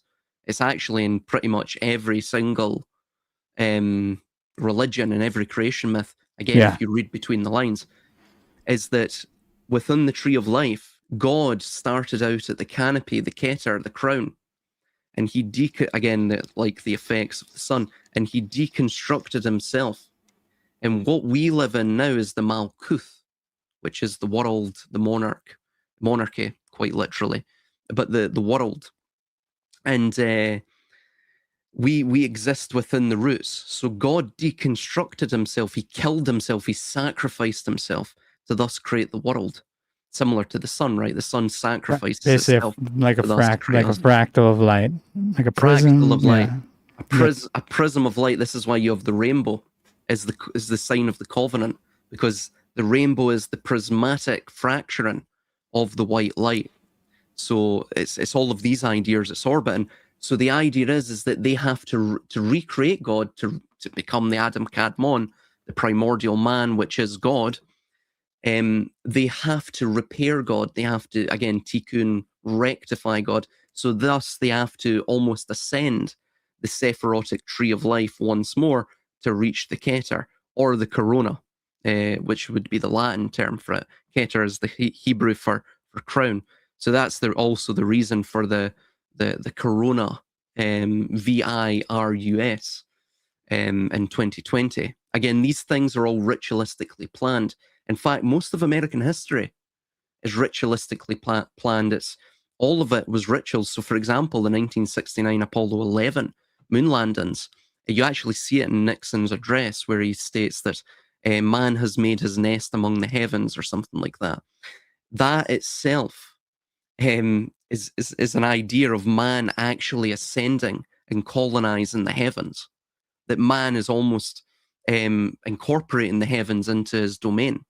So, and then of course, just prior to that, you had the killing of the king ritual with JFK, which occurred on Dealey Plaza, which occurred on, of course, the three, it's known as the Psi letter, the Poseidon's trident. Poseidon literally means, from Attic Greek, the Lord of the Earth. And you have Shiva's Trishula, which is a similar shape. Shiva is creative destruction. Yahweh is a consuming fire. Yahweh is also creative destruction. He's the Lord of the Earth as well. And according to 2 Kings 21:7, his name is etched into Jerusalem. If you look at the topography of Jerusalem, it's in the shape of the letter Shin, which is equivalent to our W shape. So this idea itself is based around the trimorphic protonoia, the trimorph of the first thought. Trimorph meaning that it's in a sort of tri-form. And this is what you see with how Kabbalah states that the world came into being, how everything comes into being, which is firstly the Simsum, which is the contraction of light. And then after that, you have the Sheveret HaKalim, which are the breaking of the vessels, because of course it can't contain, the vessels can't contain the pure profundity and infinitude of course, the light. So they break apart. And then, of course, you have the tikkun, which is the rectification of that process. So it's the sine wave. You go from the beginning, the contraction pushes energetic disparity, pushes the sine wave up, the standing wave up. And then you have the Sheveret HaKalim, which pushes it down, and then the tikkun then pushes it back up again and again. It goes, yes, this is what you see with I forget where that comes from now. It might be the Rosarium, I forget the Philosophorum, which is a Rosicrucian piece of writing. I think it might be from there. But anyway, what you're seeing with that, not meaning I've actually done a breakdown of this many years ago. I figured you did on my Patreon account. But what you're seeing with that is that it's a self-consuming, self-generating feedback, bidirectional feedback loop. So again, like the Ouroboros, it's both pregnant with its own potential and it simultaneously consumes its own potential. So this is exactly what you see with subjective reality. We are both perceiving the world, the objective reality, but we're also projecting onto that objective reality through the lens of the mind our own perceptions, our own hyperstitions, our own beliefs, our own, we doctor reality itself, right? We could even talk about how you have the Draco at the top with the wings and the crown, and you have the Wyvern at the bottom with he also has the crown in this. Usually it doesn't have the crown, but the Wyvern at the bottom, that's the one that does not have the wings. It's the idea being that one is of course, the volatile and one is of the fixed. The Wyvern is that of the serpent's cauda, which is the tail of the serpent, which goes through the Ophiachian bowel, the bowel of Ophiuchus, literally the serpent bearer, and he looks to the east, right? Why does he look to the east? Because the east is the rising of the dawn, right? Because all of perception, like what I was saying, the teleology of reality itself is based around actually establishing demiurges, right? Turning us into demiurges. So we literally maintain the infinite cycle of reality and the perpetuation thereof. And then, of course, you have the volatile, which is the more air aspect. It's the heavenly aspect. It's the serpent's caput after it's went through the process of the Ophiachian bowel and comes out the other side, and it's crowned. Of course, you see it in Kabbalah. It mentions in several places in the Zohar, but primarily Vaera, and I'm going from the Ashleg translation. This is in the Pritzker edition as well, but I believe it's merged. Vaera, the chapter, is merged with Lech Lecha, which is the chapter prior to that. So this is what the Pritzker edition does. But it mentions that a star from the east, this is when the Messiah comes and basically the world ends and heaven and earth are remade anew within the 7th millennium, right? Well, this is just prior to the 7th millennium when that heaven and earth sort of renaissance occurs. This is the leading up to that point.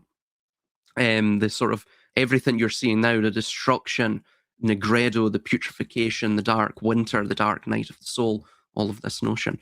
But effectively what you're seeing is that, in Vaera, it mentions that the star from the east, which is the serpent's caput, which has come through the waste of the bowel of Ophiuchus, the expenditure, right? The solar excess has been totally expended in that world age or epoch, and the serpent's caput comes out of it as the remnant, and that star from the east will eat the 7 stars from the north, meaning it's crowned by the corona borealis, which of course just so happens to have 7 stars. And corona borealis quite literally means the crown of the north.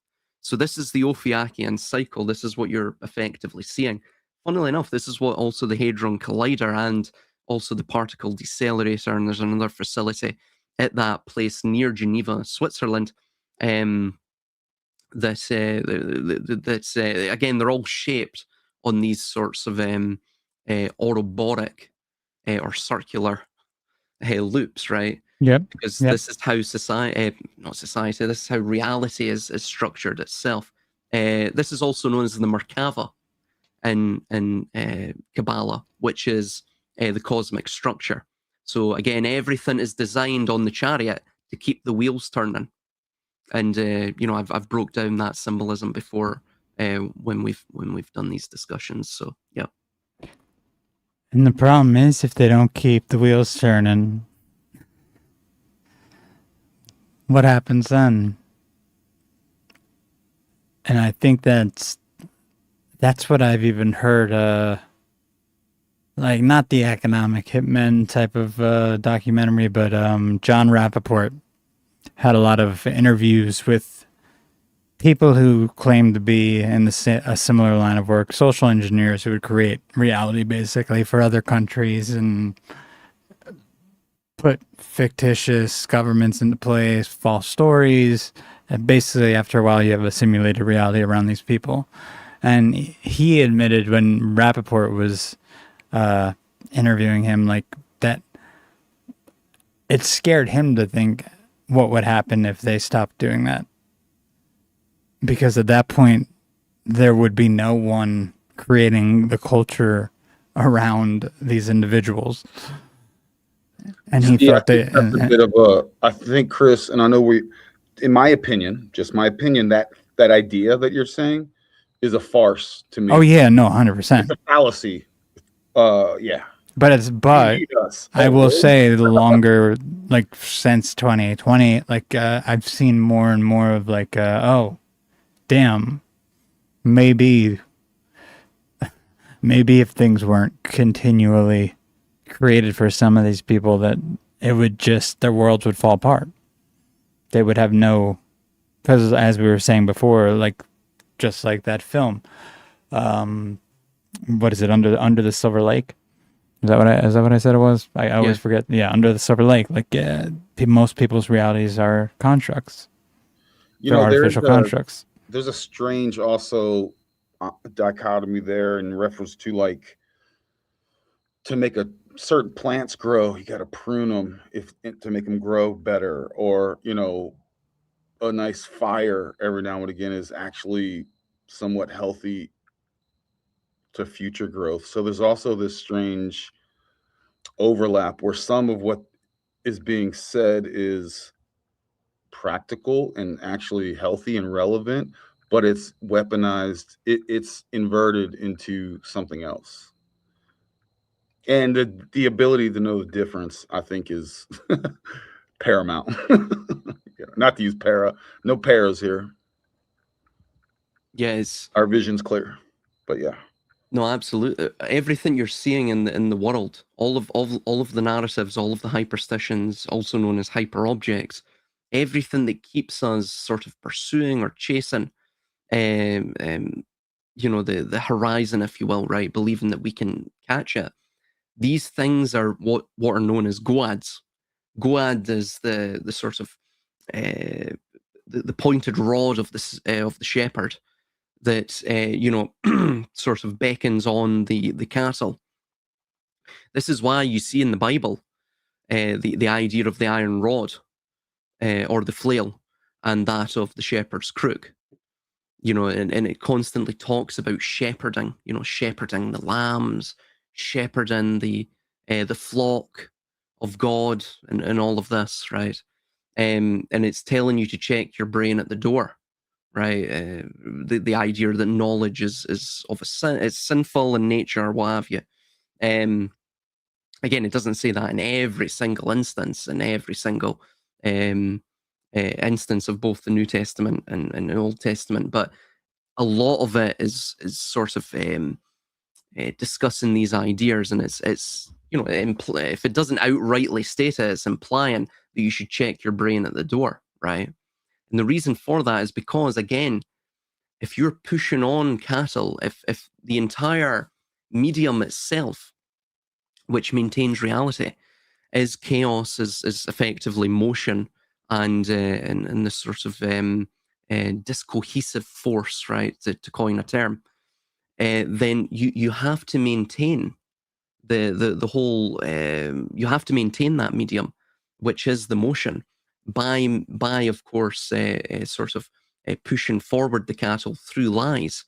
But you can only do that effectively through, of course, terraforming their mind, right? Making their mind into a mindless machine, turning them into a sort of ghost in the machine, right? A mere phantom, a mere spectre, rather than having any agency. Yeah.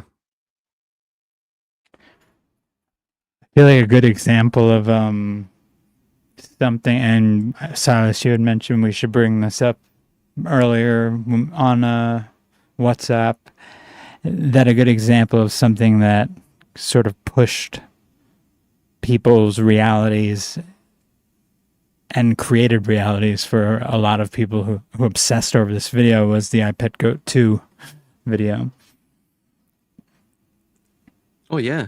Well, if you want to share it and just play it, man, and think they'll strike us or no?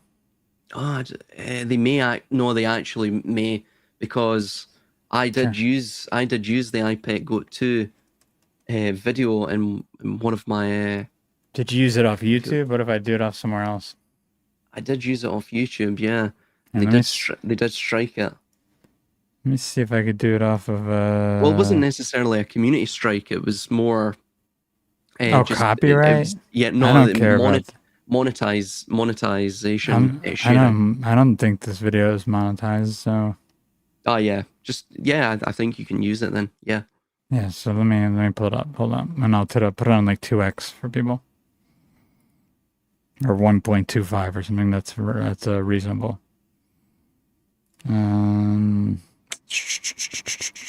Where are we at here? Playback speed 1.2 is usually good.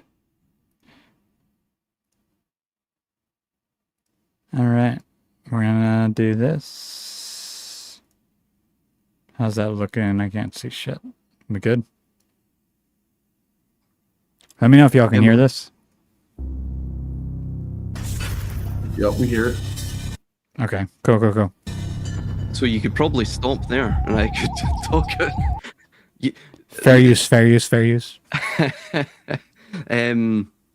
I'm actually trying to find, because I wrote up a load of stuff on this, but so I mean, right, okay, let's just do it ad hoc. So firstly, the first thing to mention is that the goat, you're only seeing one side of the goat. Why? Mm-hmm. Well, the reason for that is because effectively the reason the entire cycle goes from Taurus or Aries, which is of course also the ram, and it goes through, of course, the zodiacal belt all the way to primarily, again, it goes to Pisces, and then if I recall correctly, then it goes back to Aries. But if you stop at Capricorn, you have a very interesting sort of idea regarding the enlightenment principles, or even the transcendence principle. So the Capricornian beast is effectively a sea goat, and the reason for that is the goat can ascend the fatal slope, the vertical slope of heaven, and of course the beast, the fish, the other side, the bottom of that is the animal of the abyss. So of course the idea is that the Capricornian beast can exist in both heaven and earth, right? He is this Homo Deus principle. The reason you have the box there is he isn't quite sorry, he doesn't have control, or he hasn't got reign over the abyssal state of earth just yet, right? You also see as well, he's still just of course the goat, the silly mindless goat. You also see as well he has the bell around his neck. This bell itself is almost like he's controlled, right? His all of his movements are known to the system, right? He's existing in these subroutines. The box itself was, of course, a Saturnian symbol. You also see as well, before he lifted his head up, you saw the power on symbol. Now that itself is the notion of the Simsum, right? Of the contraction. So again, it's spirit contracting or being spiritually involuted into matter to again gain conscious evolution. And then right at the bottom, of course, you see the dog, and of course the drawing of the dog and the guard. The reason for that is, of course, these concepts are abstractions, they're images, they're not actually real.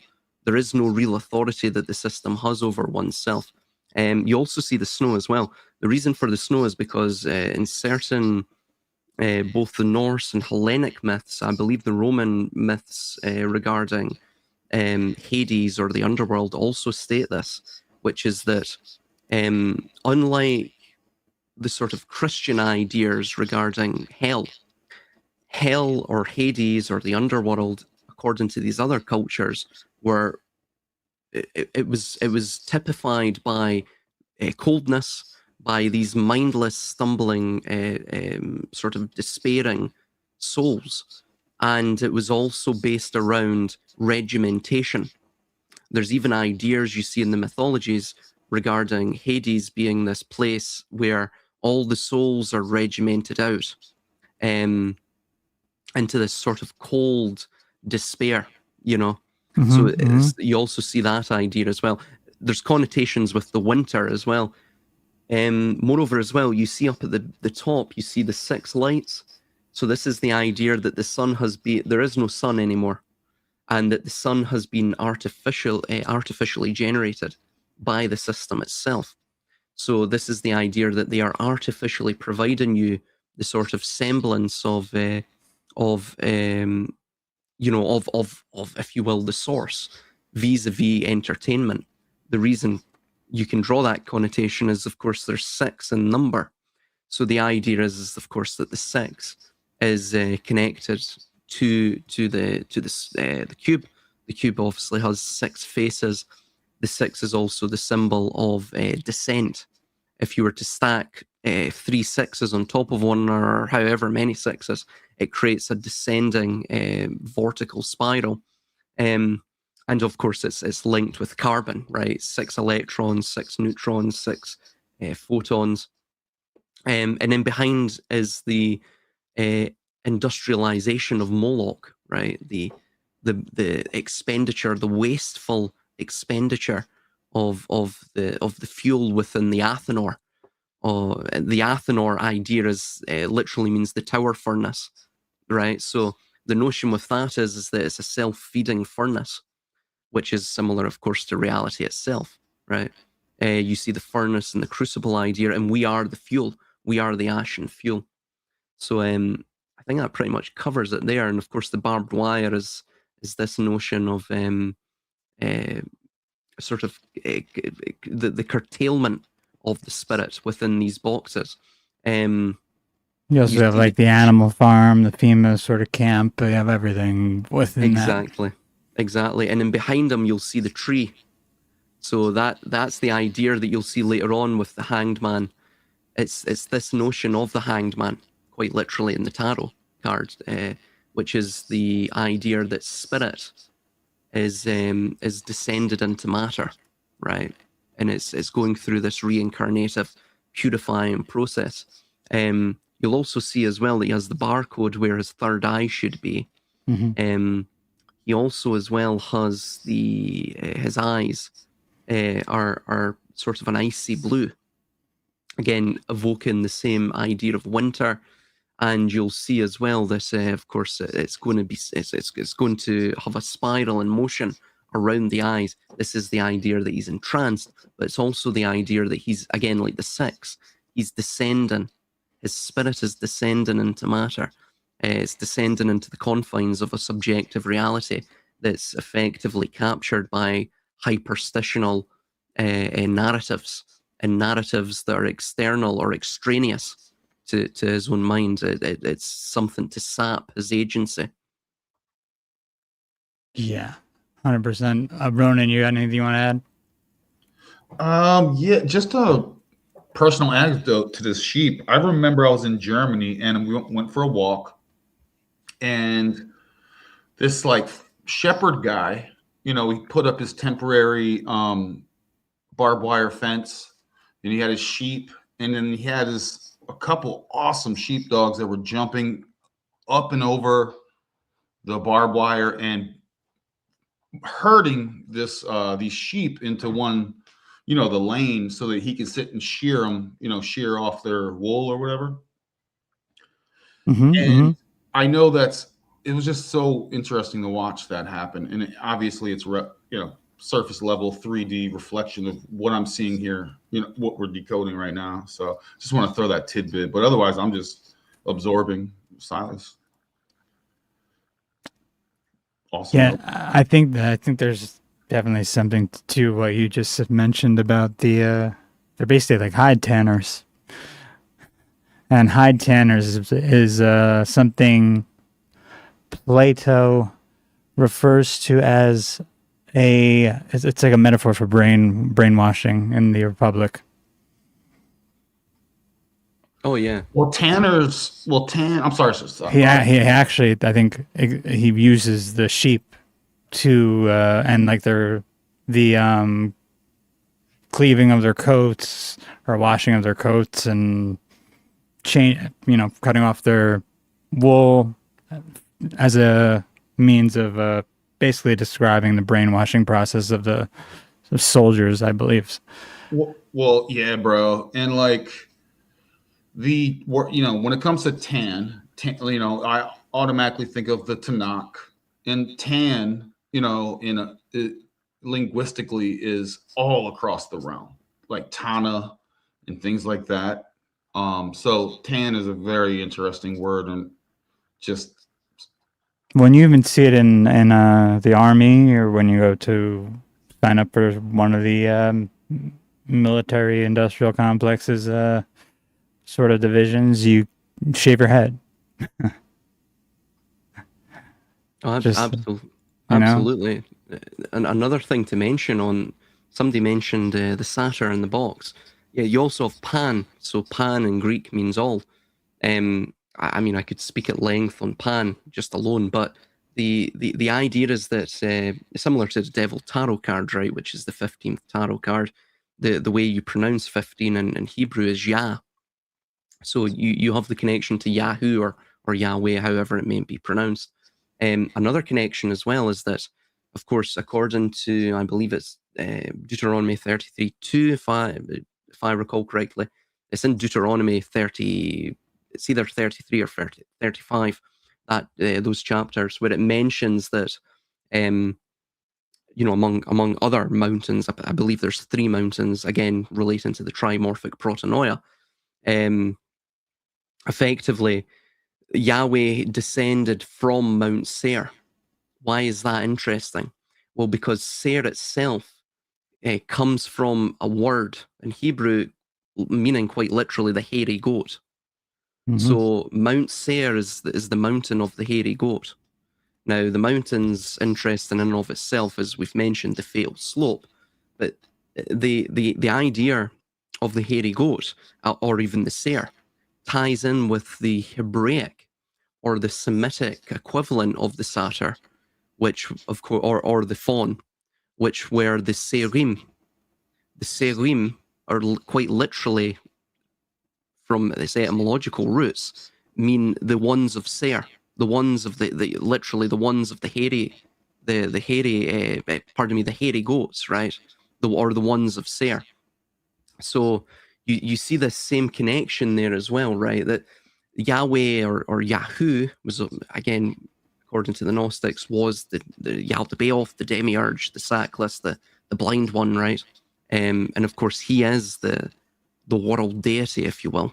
And everything, all of the wars in the world are being done effectively under his name, or by, for his cause, if you will. Then what you're seeing is that, in fact, everything is sort of pointing to him being connected to the goat.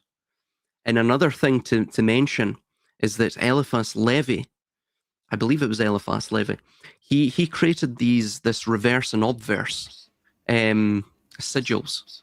One at the top, again in Hebrew initials, was the Adam Kadmon, and it said Yeshua. Now the Adam Kadmon is this hermaphrodite.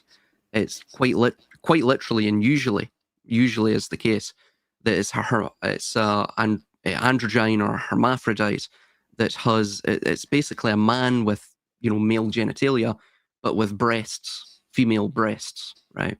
Mm-hmm. So, and of course the face and what have you looks not necessarily effeminate. It looks very androgyne. So that's the Adam Kadmon, and then you have Yeshua round it in Hebrew letters. The one at the bottom is of course the pentagram. So that's the pentacle, and then we have the pentagram, which is the fallen star. And you have, of course, the goat, the sort of Baphometic goat, and around it you have the Hebrew spelled out in Hebrew letters, Leviathan. So it's the same idea. Leviathan itself is the concept of the entrapment of the subject within the object of reality, right? And by the subject's own mind, by weaponizing the subject's own mind against it. So again, we live in a sort of simulated Leviathan, or we live in the Leviathan, I should say. This is why in Kabbalah, when the world... Yeah, jump in. You do know there's that Leviathan oil field that was shut down just in the last, I don't know, week, based on this whole... outside of Israel, yeah.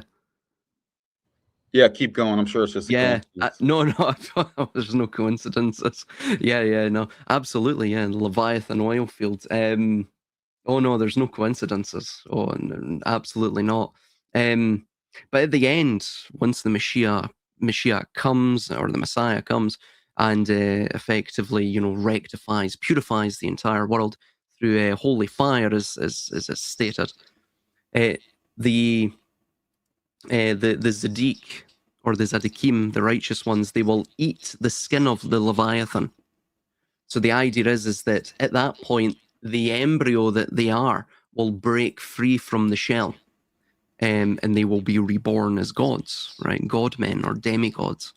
This is the idea. But everything you're seeing is based around that sort of goat concept. The goat is both, it's a wild one, right? It's hairy, it's unkempt.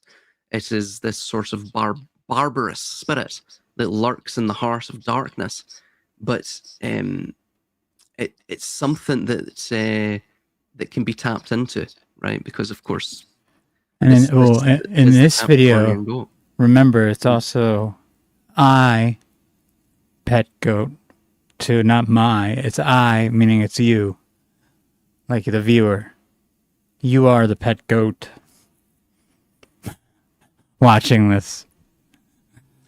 Oh yeah, I forgot to even mention that. Absolutely, yes. Yeah. So the I and the two. So you have I and I. Mm-hmm. What that really is what you saw during again, American history is all ritualism, but you had, of course, the Gateway year of 2001 and the Gateway event, where the two towers fell. And by the way, that's also Kabbalistic. That was a prophecy written in, I believe it's either the Zohar or the Talmud. Might be the Talmud. I think it was the Talmud. I forget where anyway. But it mentions that there has to be 3 walls that collapse in Rome on the 25th of Elul, which is the 25th of the 6th month, which is calendrically impossible according to the Hebraic calendar. So the closest you could get was 2001 that year, which was the 23rd of Elul, which, was September the 11th in the Gregorian calendar. So there was 3 walls that fell in Rome: WTC1, WTC2, WTC3. But the main event in there was the destruction of dualism and the reconsecration of the unity of the monad, right? Or of course of the ayin, the nothingness, right? The true God of the Kabbalist. So the void, quite literally the abyss. So that's exactly what you were seeing there, and this is what you're seeing: I to the I. And there's also a connection there in Sanskrit with pet goat. I'll try and see if I can find it in my notes. It's very interesting. Yeah, here we go. So, moreover, the title I, Pet Goat 2 is very important for another reason. Pet derives from the Sanskrit petika, which is feminine because matter is the divine and virgin mother that contains us in the womb of suffering, and this means box. So petika literally means the box in Sanskrit. So that's something I've never heard anyone, pick up on.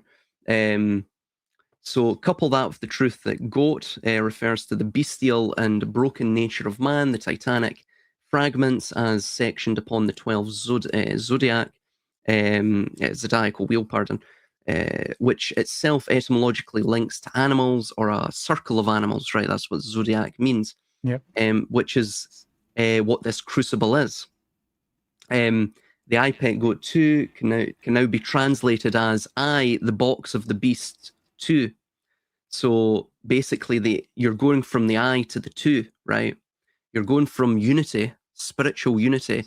Again, you're descending downwards, downworlds really, through the spiral to the 2, and the 2 is the most evil number, right? 11, by the way, is also quite evil. Because it misses it skips over the 10, which is the number of completion. Well, so, Silas, I got a little bit of difference on the number 11. Mm-hmm. Just in my opinion, just based on the Sibyls, it just comes to balance. Al, El, even. Just based on that alone is important. Now that they will skip over the 1 and 0. And the other one, 2, is interesting, being quote unquote 2 and 11 that you mentioned. It's funny. I always see the letter 2 as someone as prey, you know, because they're praying. It's like the letter 2. Oh yes, looks like it someone does. down Yeah, praying. it does. But Yeah, it I'm a looks like fan of someone 11. frustrated. Yeah. Yeah, but I'm a fan of 11. I have a couple different. I think 11 is pretty great, not because of them, and because of what you're saying. Skip 9 and 11, skipping over the 10. 10, you know, there's a lot of ways to functionate that. I get what you're saying. I just want to stand up for the 11s out there. Shout out 11s. And I don't love numbers, but you know, they are cold when you get numbers. But yeah. No, absolutely. It doesn't have to necessarily be evil in you know, in terms of the fabric of reality, but it's just it's the way they look at these things. The 2 itself, again, the reason the twin or the dualism is quote unquote evil, and again, what's evil reverse but live. The reason it's quote unquote evil is because you see, it's what really brings man down to this sort of confounding state of his own condition, which is that the idea that man is not one, man is actually 2. You know, at the minimum, right?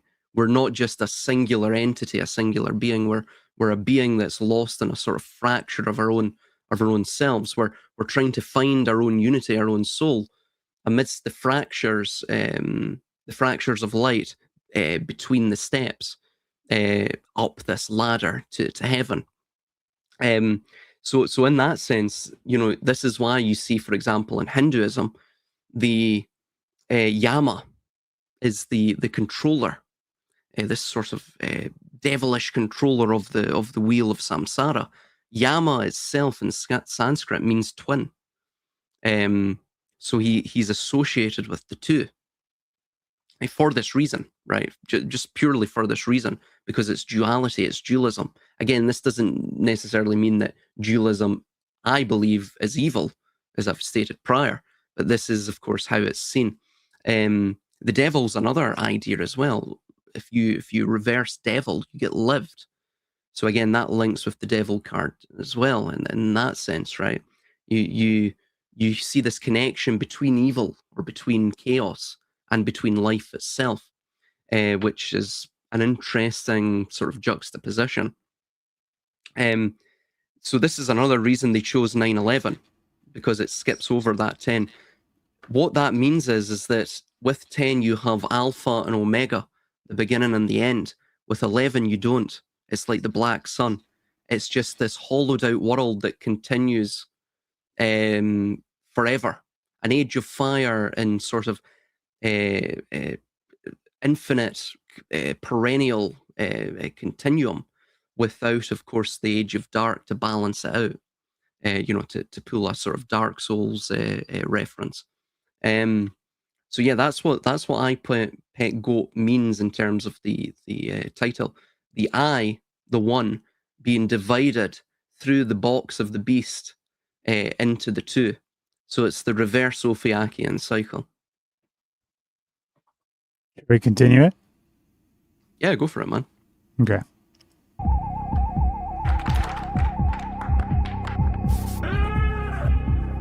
Oh, you can stop it there. Well, firstly, we have just prior to that, right? You have this sort of infantilization. Yeah, what the hell? That was weird. You have this sort of infantilization of the goat, as you see. It's obviously circling. It's looking prior to looking, you know, completely deadened and sort of anesthetized. It looked very alive. It looked shocked almost. Again, that's almost like the flash of conception itself, the flash in the pan, where it takes on life, and life brings it into this more lulled state, right? Because it becomes the subject that can be controlled by the reins. You also see at the bottom as well the sort of infantilized squares, or the cube, right? The cube is this controlling angularizing, almost artificial. It evokes this artificial nature in terms of most of the geometries. If I recall correctly, 1, 2, 3, 4, 5, 6, 7, 12, 8, right? 11. Yeah, there's 12 if you count the two, the I and the I at the end. 1, 2, 3, 4, 5, 6, 7, 10, 11. Oh, I was counting the blank There's 11. ones. Sorry, I there's was counting 11. I was counting the blank ones too. Ah, right. Well, there's 11 there. So again, you have the same yama. It's the idea that it's moving into the world of duality, right? It's going from the monad into the world of duality. The goat is effectively us. But if you add the of course the 1 at the beginning, and the two at the end, you get 14. The reason for that is the 14 pieces of Osiris, and of course the 14 relates to the hand, which is the instrument of the will, because there's 5 digits, but there's 14 sections between all of those digits. So that's also the reason for that too. Yep.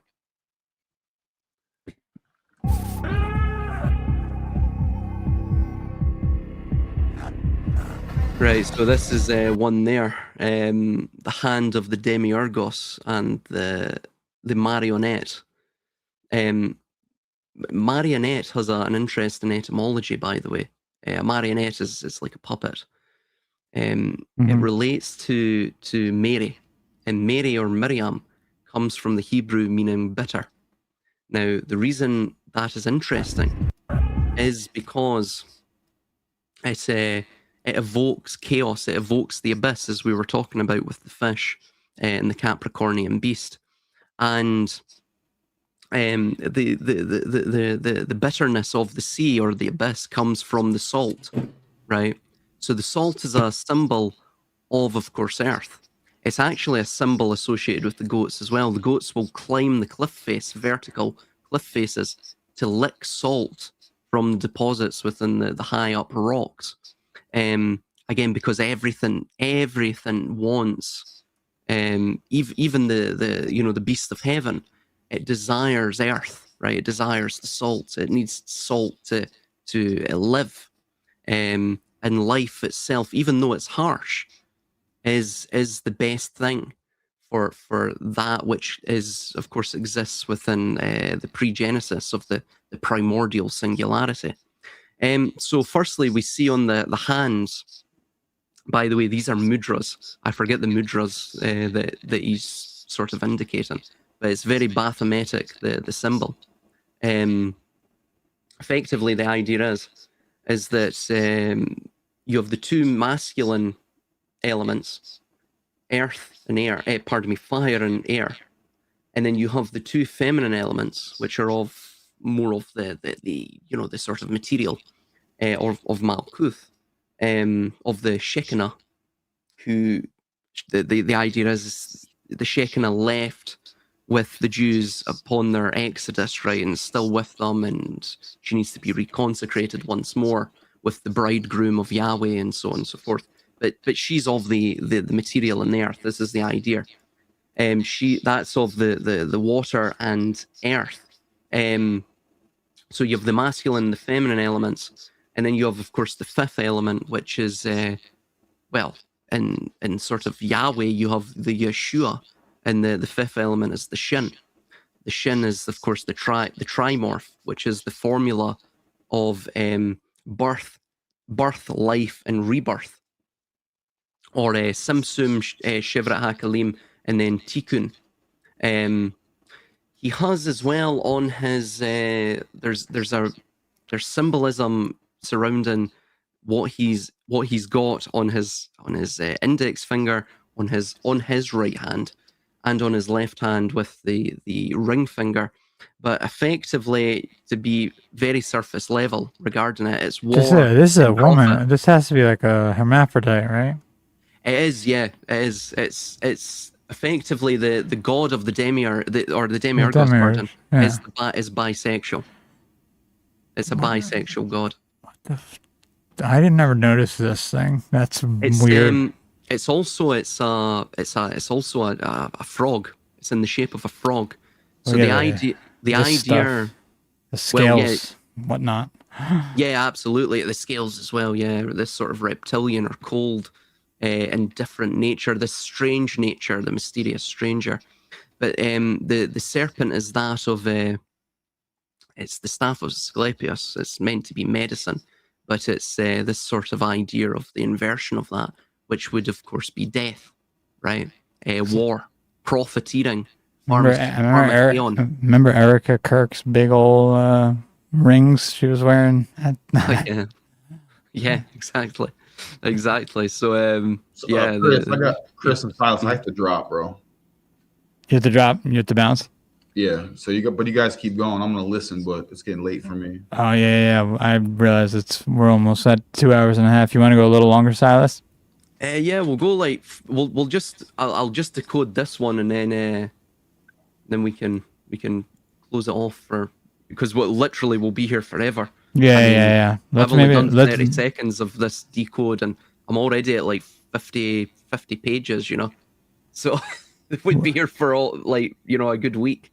Yeah, we'll do another 10. We'll do another 10-15 minutes and then we'll dip out. All right, man.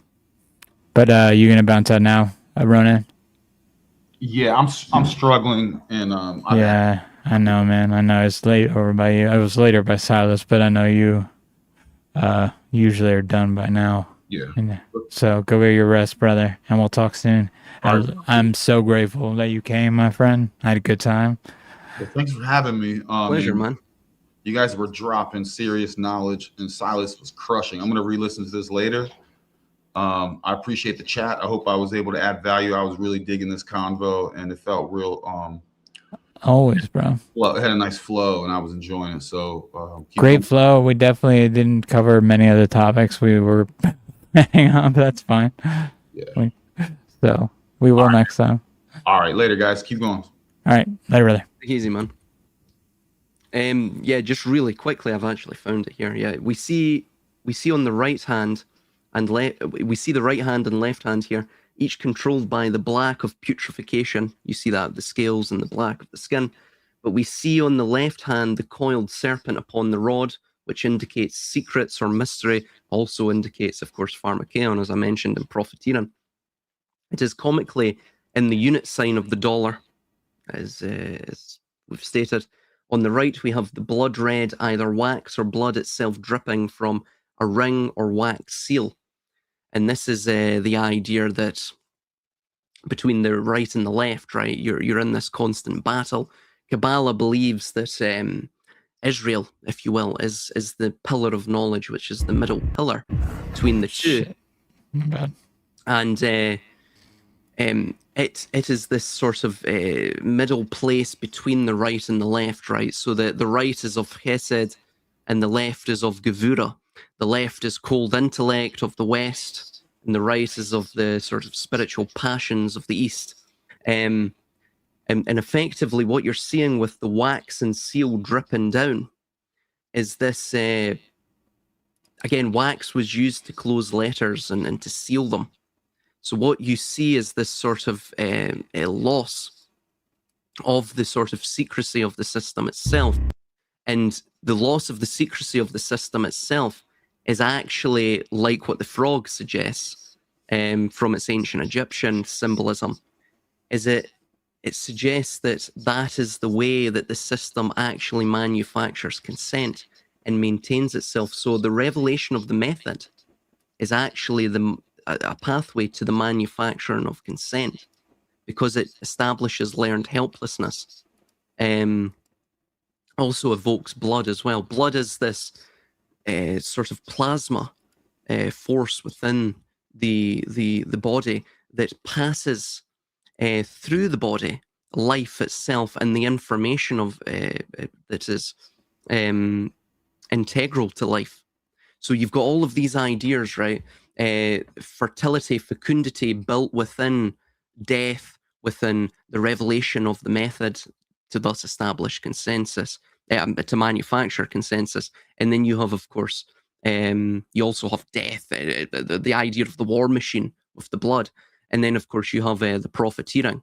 So these things, these two primary polarities, control, of course, all of the leaders below. They control the world. And you have, of course, the X. The puppeteer's reins are in the shape of an X, the Tav, the end, the terminus. So effectively, it's the idea of the retrocausal. The demiurge is at the X, which is the end, the Tav, and he's controlling the leaders within his past, but our present, to thus establish, to maintain his dream, to maintain his reverie, to maintain his vision of the world. So you have all of these ideas linked into that. I have to say that this also, there's something weird going on with the fingers and stuff here that makes me wonder almost if this was some of the earlier AI type of developments in video that we were being exposed to prior to its actual public release. Because, like, look at the way the fingers change into, like, now he has, like, or she, he, whatever the hell, the demiurgic figure has, like, the nails are sort of hanging off, but then they're on the finger the scene before. There's a regular finger here. What the hell's going on? It's like they can't get the fingers right, just like usual. Yeah. It's weird. But let's keep going. All right, well, we can stop it here in a minute. Yep, so we can stop it here. Right, so we probably won't be able to go any further because we literally will be here for probably another hour with the things at the back. So I won't even touch upon them, but we'll just touch upon the checkerboard floor, the pentagram, and of course Bush himself. Right. So as you can see, Bush himself is sort of dancing and play acting to the commands of the demiurge. Right. All of his hand signs are all mudras as well, right? I've got a list of what these mudras are. I actually can't find them in my notes. They're not actually in my main written set of notes on iPego 2. But you see everything that he is effectively an actor. He's a character. He's literally a vessel. He's a mindless vessel. And it's similar to what Augustus mentioned, the first emperor of Rome, when he was on his deathbed. He said, did I play the part well? If so, applaud my exit, right? Which is a rather interesting thing to say. Anyway, you see the dunce cap he's wearing, and it's in this sort of funnel shape. The reason for that is because, of course, that is the door or the dalet. The dalet in Hebrew, if I recall my notes correctly, is quite literally, it's the sort of doorway to the soul, right? And there we go. Yeah, so the dunce cap on his head, this links with the Hebrew dalet letter, which is the equivalent of the English D. Interestingly, from the Proto-Sinaitic script, the dalet means door, right? Thus, the funnel on the top of his head with the cylindrical geometry or shape is also indicative of the sun, is the dalet or the doorway by which the spirit of the demiurge may animate him, the puppet, into action within this world of Asiya, or of course material action. Naturally, this is akin to us all. We are all but puppets to the essence of the demiurge, the initial animate charge of existence. He is within the red glow of the lower points of consciousness, the lower vessels of existence, hence of course, the pentagram, which is the spirit facing downwards, the fallen star, and of course the male and the female facing upwards, the primary elements, which are fire and water. Oh God, I mean, there's literally so much to get into. We could get into the three ventricles at the back and how it's shaped in the W letter. By the way, if you look at Iran's crest, it also has the W letter. If you If you look at Ukraine's the trident, I forget what it is in Ukrainian now, that is also in the W shape. That's also the sigil of Moloch as well, by the way, interestingly enough, or it's very similar to it. So all of these things are connected to that. Oh, by the way, here's another one that most people don't get. There's a lot of them that are really quite interesting, quite easy to pick up on. But one of them is you'll see EVOLTN, right? It's the Hanged Man game. Yeah. And it's firstly, it's not love reversed, but it's also an anagram in Hebrew of Leviathan, which is the Leviathan, or quite literally in its etymological roots, the wreath of the torturous one. And of course, it's meant to spell out evolution, right? The Hanged Man is, of course, the idea that man is in this, again, like the tarot card, is in this descended state. You'll notice as well, if you just scroll back, and this will be the last one. I mean, there's literally loads to get into here, but if you look at the side, you'll notice that all of the various letters out of the sort of alphabet that are not seen there, pardon me, that are ajar, which are tilted, they spell out Zoe, and Zoe quite literally means life in Greek, and it's also where we get the term zoetrope from. And the zoetrope is, again, that illusion I was making reference to, which is it's a primitive animation machine, and it's designed to keep your head focused through the slits as you spin the carousel or the rotunda of the zoetrope. And within the sort of walls of the zoetrope, you have slits, and you have between those slits, pardon me, you can look in between those slits and you can see rotating round in motion these still images, and thus it establishes this illusion of animation. But if you lift your head slightly, tilt it up, of course you'll see that it's a complete farce. It's an illusion, right? Yeah. So all of this, so that itself is linked to that. Effectively, we live in a zootropic reality. Like Bush, they want you to focus upon the antics of politics. They want you to be entertained by it. They want you to be quite literally interacting with it, right? It's an attention economy in which we live in. That is what maintains the rotation of the zoetrope, and it's, of course, what maintains the sort of self-perpetuating cycle of the illusion. I want to bring up one more thing, too, regarding the letter M that you were speaking about just before. Blavatsky, I believe, said that, I think she said it was the most sacred letter because it was feminine and masculine. Yes. Represented the androgen, so basically the demiurge, the Baphomet, whichever way you want to look at it. And I think she related it to the age of Aquarius. Yeah. Yeah.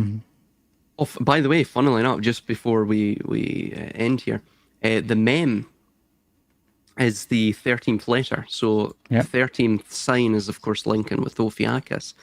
The M as well is also the statistical.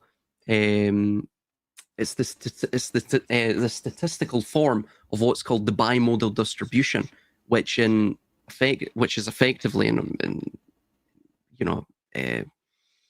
you could describe it as a harvest, right? And that's what a bimodal distribution is in the agricultural sector. It's a harvest. So the M is the harvest. The M, I forget. It's of water. Yeah, water symbolizes water. The water, yeah. So again, if you look at the Epstein's temple, in the ceiling of the Epstein temple, again, you had the Boaz and Yakin, or the pillar of judgment, which is straight, and the pillar of Chesed, which is passion and energy, which motion, which is, of course, was spiraled, and there were 7 layers to that spiral, relating, of course, to the 7 planetary genii, from, of course, the sun up to Saturn, the black sun. On the ceiling, you had it going from Taurus, which is the earth. Again, remember in Mithras, which means covenant in Persian, you had the Tauroctony, right? Which is the sacrifice of the bull. Everything begins with the sacrifice of the bull. And then so the sacrifice of the bull is man's spirit coming from Polaris, which is the gateway of the souls, right? The portal of souls. Comes down into this is the belief, comes down into this world, involutes into matter. His spirit involutes into matter so that he can then, of course, consciously evolve. This is the same idea as Kabbalah, repairing God. God deconstructs himself only for man to then repair God, for the cycle to continue over and over and over and over again. But it goes from Taurus in Epstein's temple, that ceiling, that mural on the ceiling, that zodiacal elliptical progression from Taurus all the way to Aquarius and Virgo and Capricorn. So again, it's the same idea that you're seeing in IPEC go to, from what we just went through. It's the Capricornian beast. That's effectively what they want to turn themselves into, which is the Homo Deus. They can exist both in the abyss of the earth, the bitter salt of the earth, and they can also exist as the goat, which is that they can lick the salt by ascending the fatal slope of heaven. So yeah, that's the idea behind, what was that, like 10 seconds? We'd already covered, God knows how many pages, if you were to write that thing down.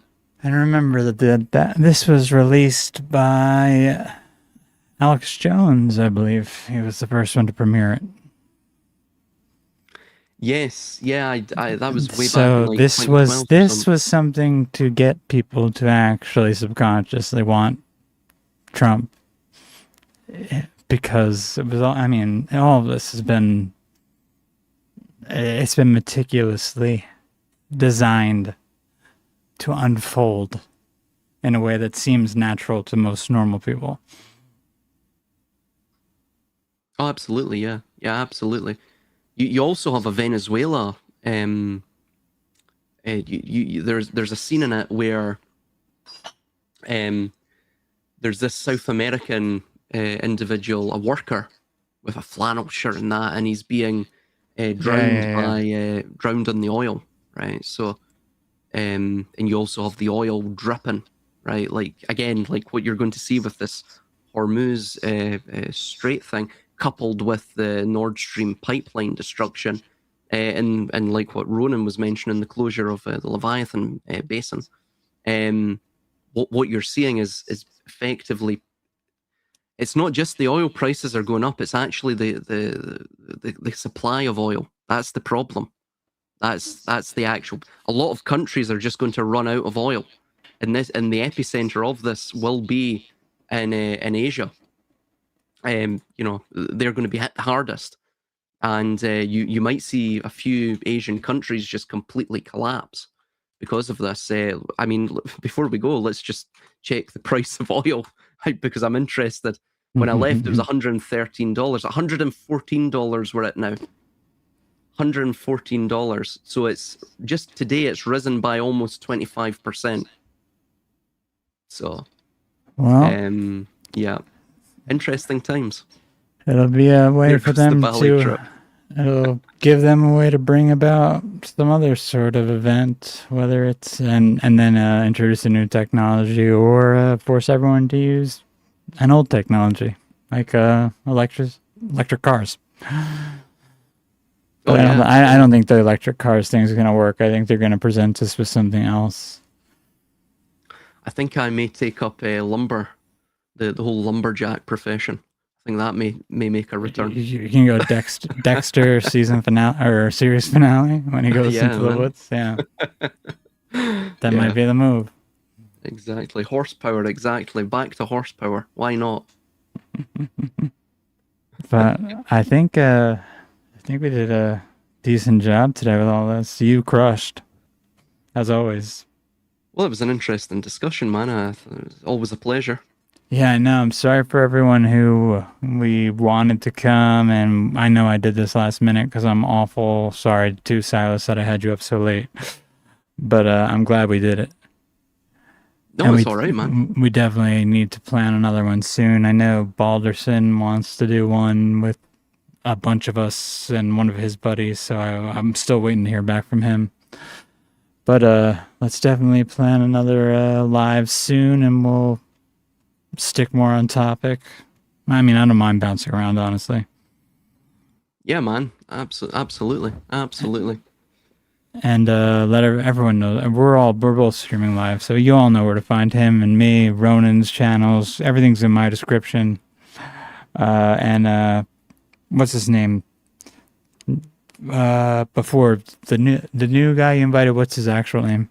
If he cares. I don't actually know his actual name. Does he have any YouTube or anything like that he would like us to share? He doesn't, not to my knowledge, no. No, he's a fairly private guy. Okay. Well, he's cool. So if he wants me to put something up to share for him, I have no problem. You know that. Perfect, bro. Perfect. But let's definitely talk soon, brother. I appreciate you. Yeah, man. Absolutely. Anytime. Right. I'm gonna Get some rest. No, I'm actually probably going to drive through and just probably sleep in the car park at uni. Oh man. But no, I do that. I do that anyway all the time. But it's the good thing is it's actually a bonus because I'll miss the traffic. So. Oh yeah, I guess it's a benefit, right? I usually get up at this time anyway, so. and I want an invite to the wedding as well, by the way. So. Yes. Yeah. As long as World War III doesn't occur. I'm not buying the. I think that's we've been in that for a while. I think. Hey, and if it does, we can still make it work. It will be a post-apocalyptic wedding. That would be fun. Yeah. That'd be fun. Instead of confetti, it can be sort of fallout confetti. There you go. Exactly. Or we could get a vault. We can get underground vault. There you go. And I'm Scottish. People don't believe me, but I do have Scottish in my blood. I've also made you an honorary Scot. I have that power. There we go. There you go. Perfect. Right, dude. Take it easy, man. Yeah, I'll talk to you soon, brother. And thank you, everyone who watched.